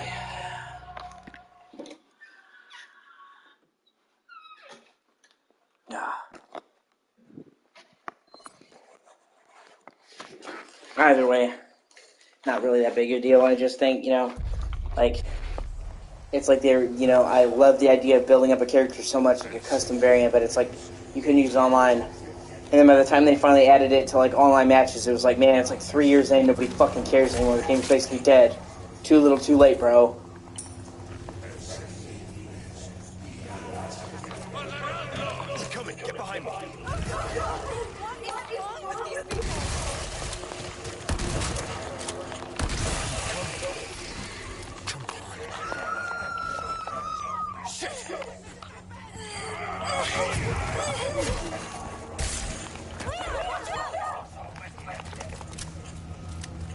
Okay, let's try this one more time.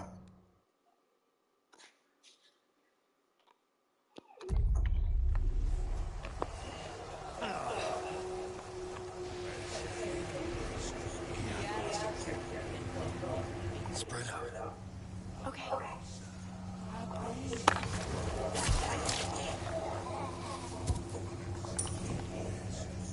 Come on.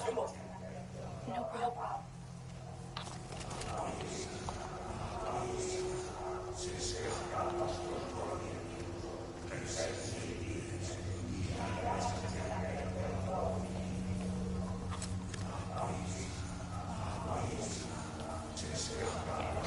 They're coming. Get behind me. Oh God! What is wrong with these people?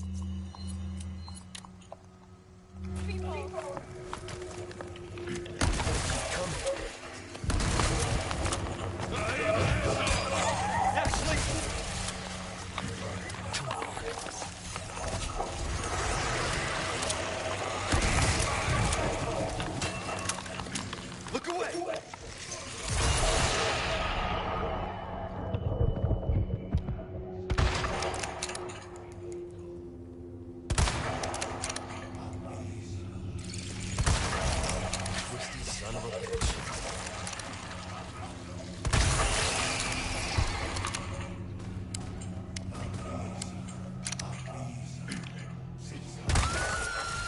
Oh, shit. Wow. I actually shot through. I'm sorry, Ashley. I'm so sorry, man. Zoinks! Scoob, no!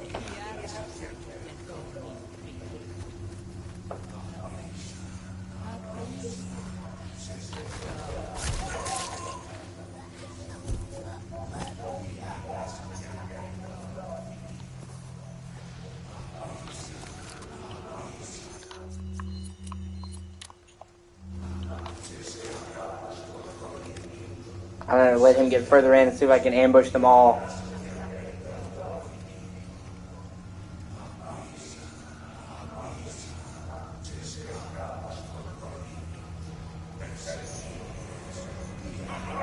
They're coming. Get behind me. What is wrong with these people? You're serious.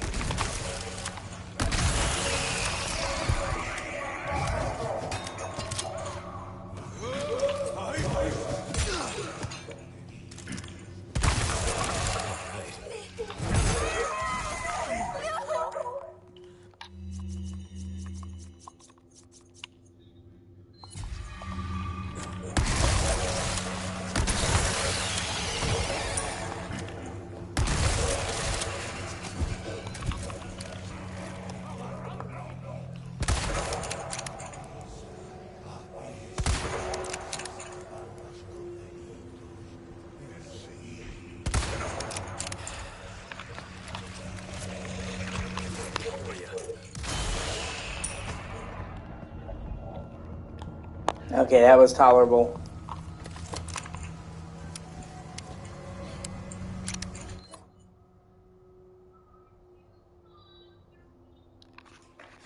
Oh, God, 1 second. I gotta get my kid.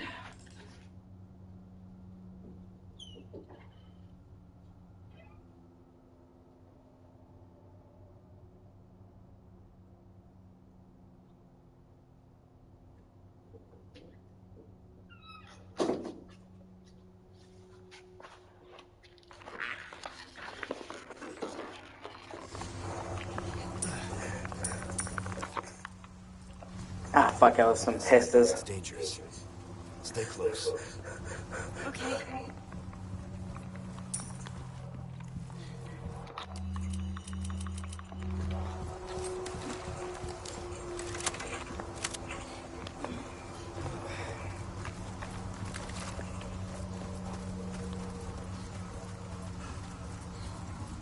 Honestly, one thing I know sounds nitpicky, and it is nitpicky, but I love the church so much in this remake. I would have loved if they made the church bigger, like a massive church. That would have been cool to me.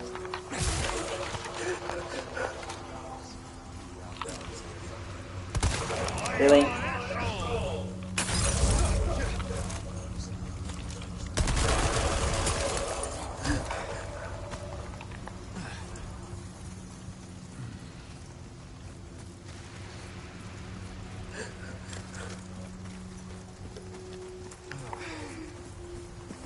Just because, like I said, I love the church so much that if they had made it like a massive church, it would have been cool. And with how big of a deal the cult is, a big ass fucking church would have made sense. I've got some new items in stock. Let me see.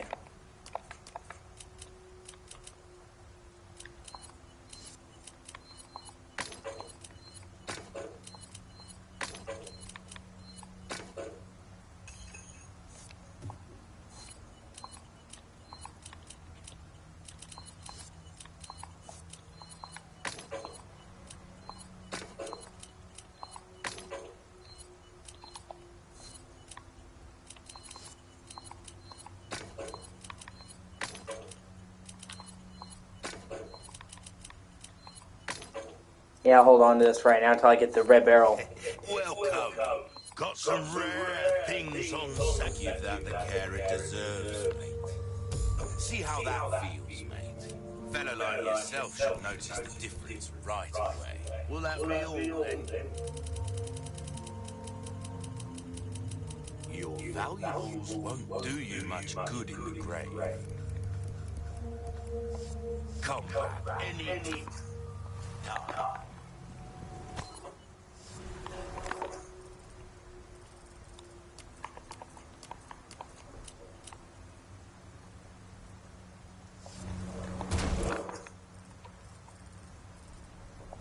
Hey, can we take a break? Sorry, we need to keep moving. Got it.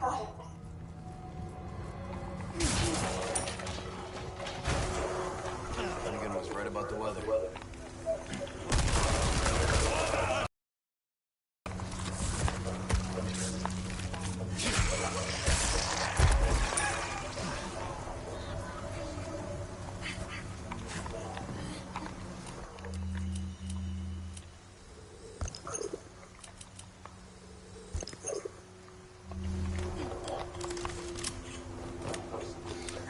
Do you want to die? Yeah, and like the place he has to take a break is like in their town hall. It's like he just has to take a break in their fucking headquarters, bro.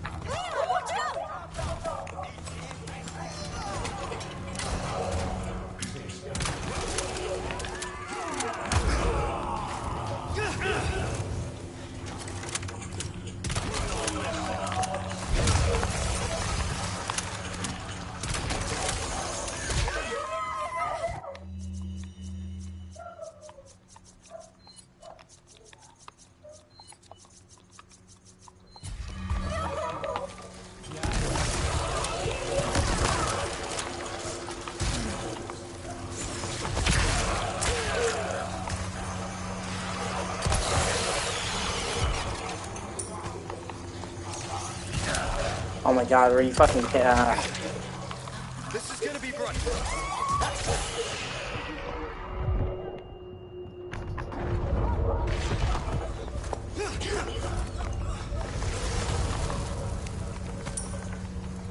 You hurt?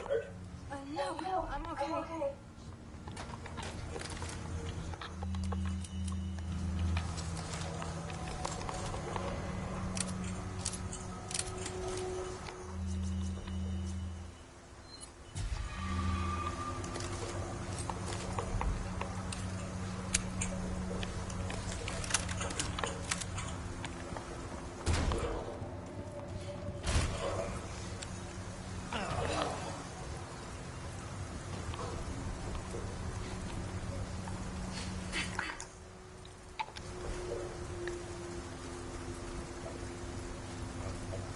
Come on.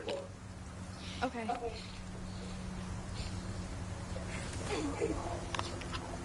I need you to open it from the other side.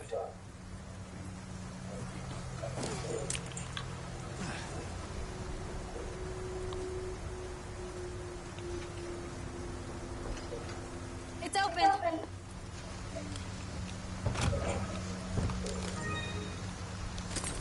Good work.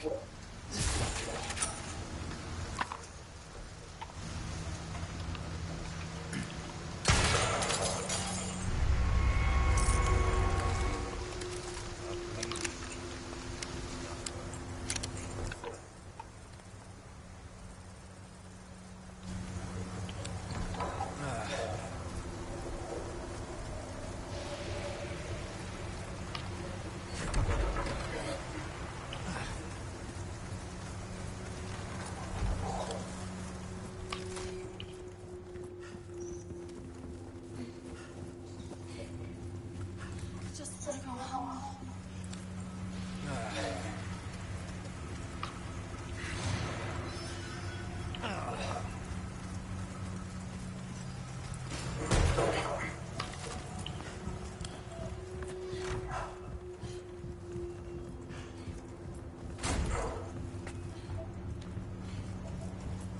Come on. Okay.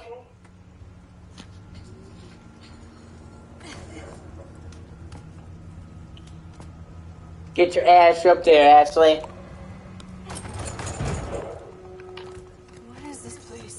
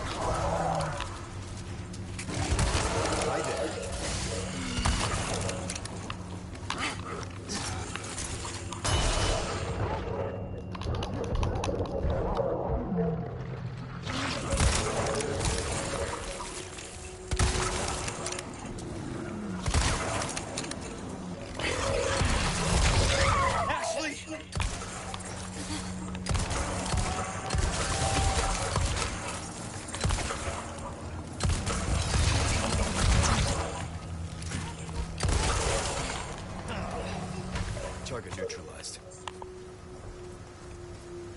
Thanks. Anytime.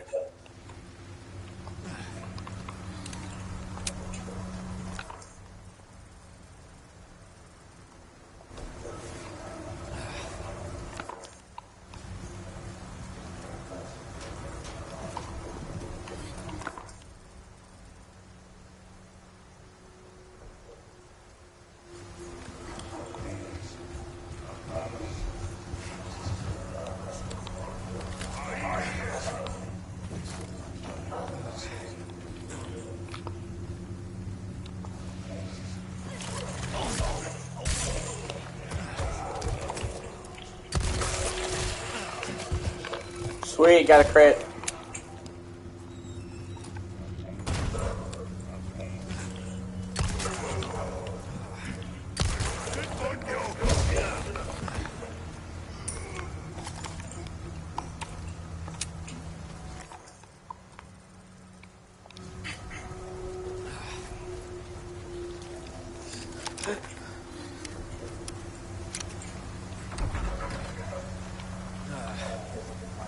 I hate what you're doing, my ass. Seriously, this can't be happening.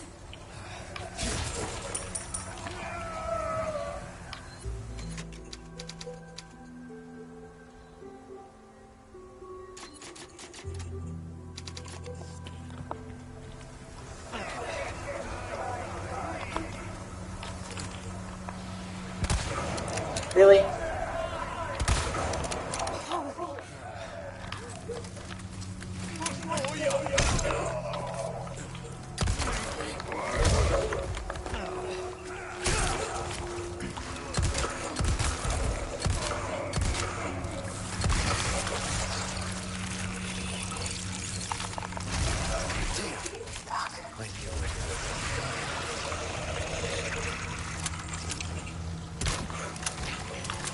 Ah, god damn it.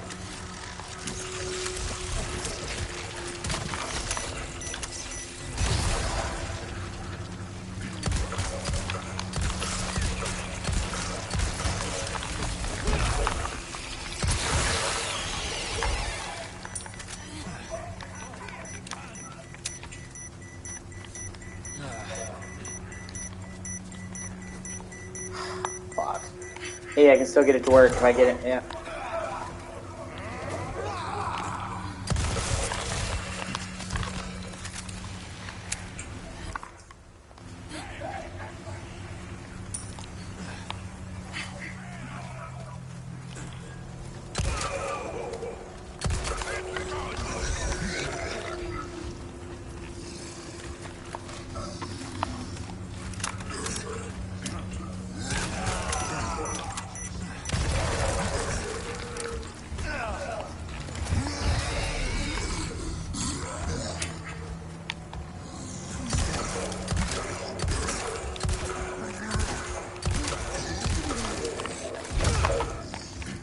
Out of the way.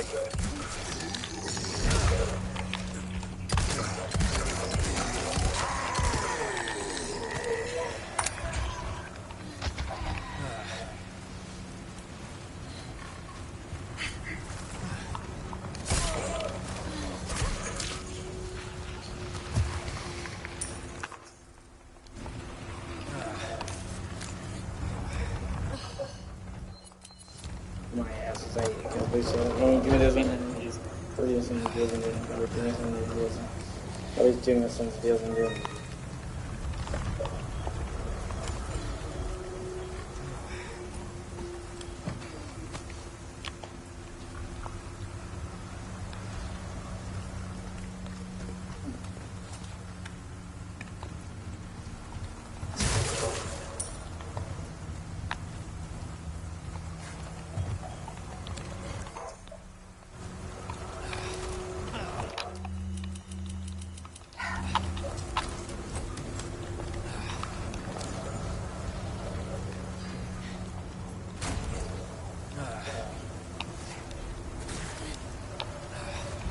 Yeah, I kind of basically made a useless circle.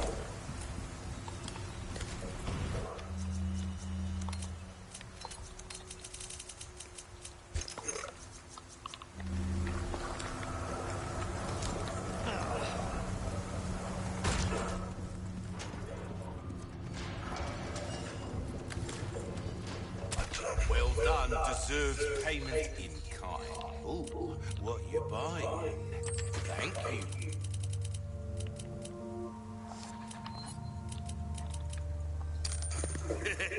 You're trying to thread a needle with a bullet there, mate. Might want to take care of any leftover.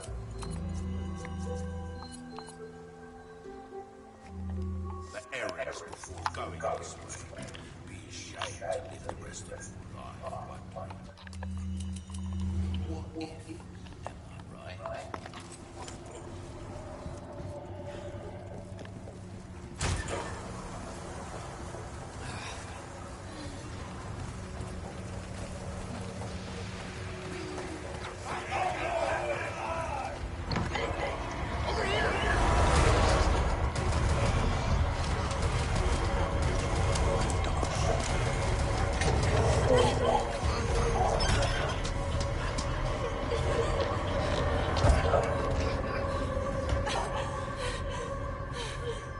You.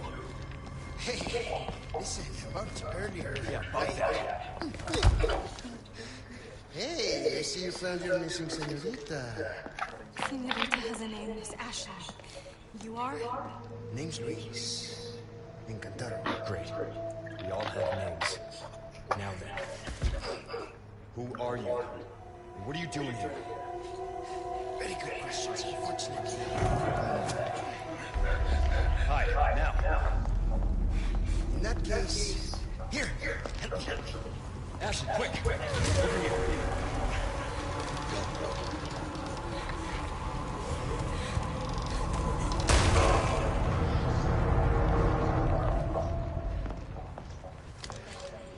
Okay, it's game time.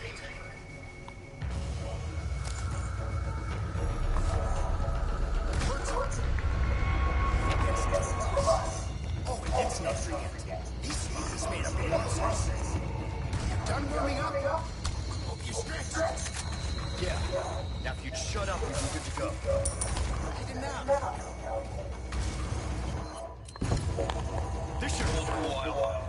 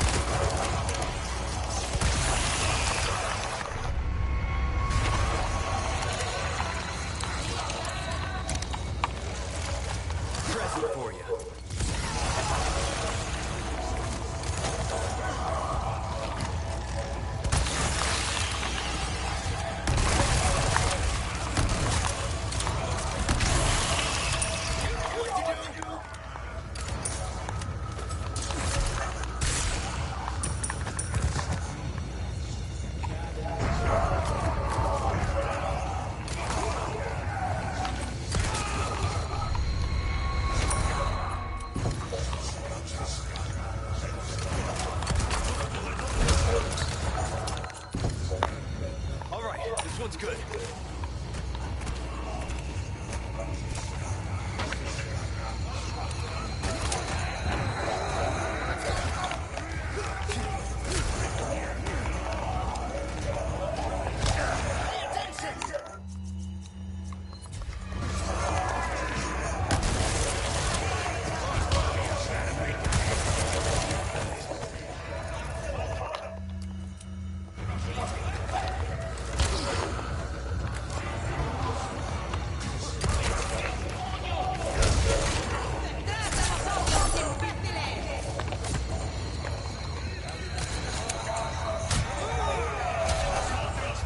Perfect timing. Give me a hand.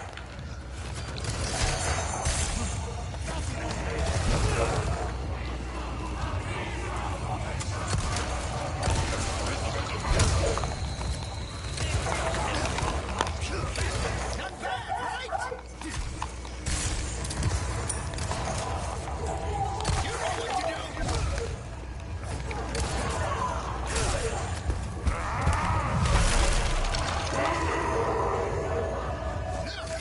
We've got a big one on our hands. Little bit busy at the moment. Hey, I guess we think we're rude. So much for service to this man, huh? I guess bullets work just as well.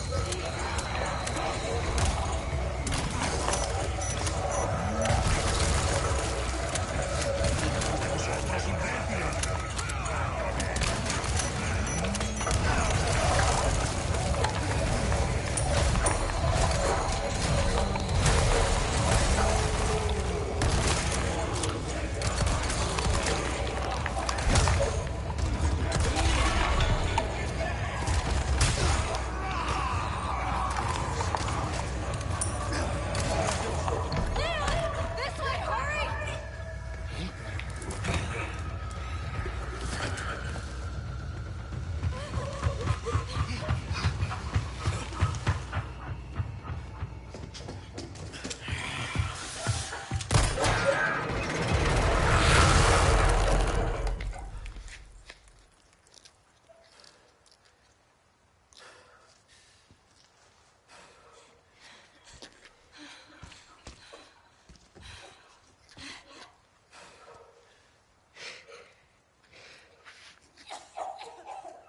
Ashley, What's happening to me? Ashley, is this the first time you've coughed on blood like this? I want to start explaining. Cough, the blood, is caused by something called plaga. Okay, you saw those people, right? But you have the same thing inside you. The same thing that made them like that. This, what you're experiencing, these symptoms, they're only the beginning. I don't want to become like that. You are, well, lucky. You see, at this early stage, the parasite, the plaga, it is possible to remove it with a surgical procedure. And all you need is some know-how. And oh yeah, the right equipment. Wait, you two?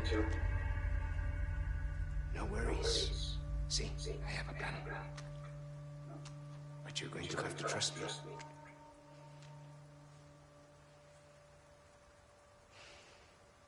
Great, we're partners then. Hey, why are you... No time for any questions. The clock is ticking. Why are you helping us? Because it makes me feel better. Let's leave it at that. We'll contact you later.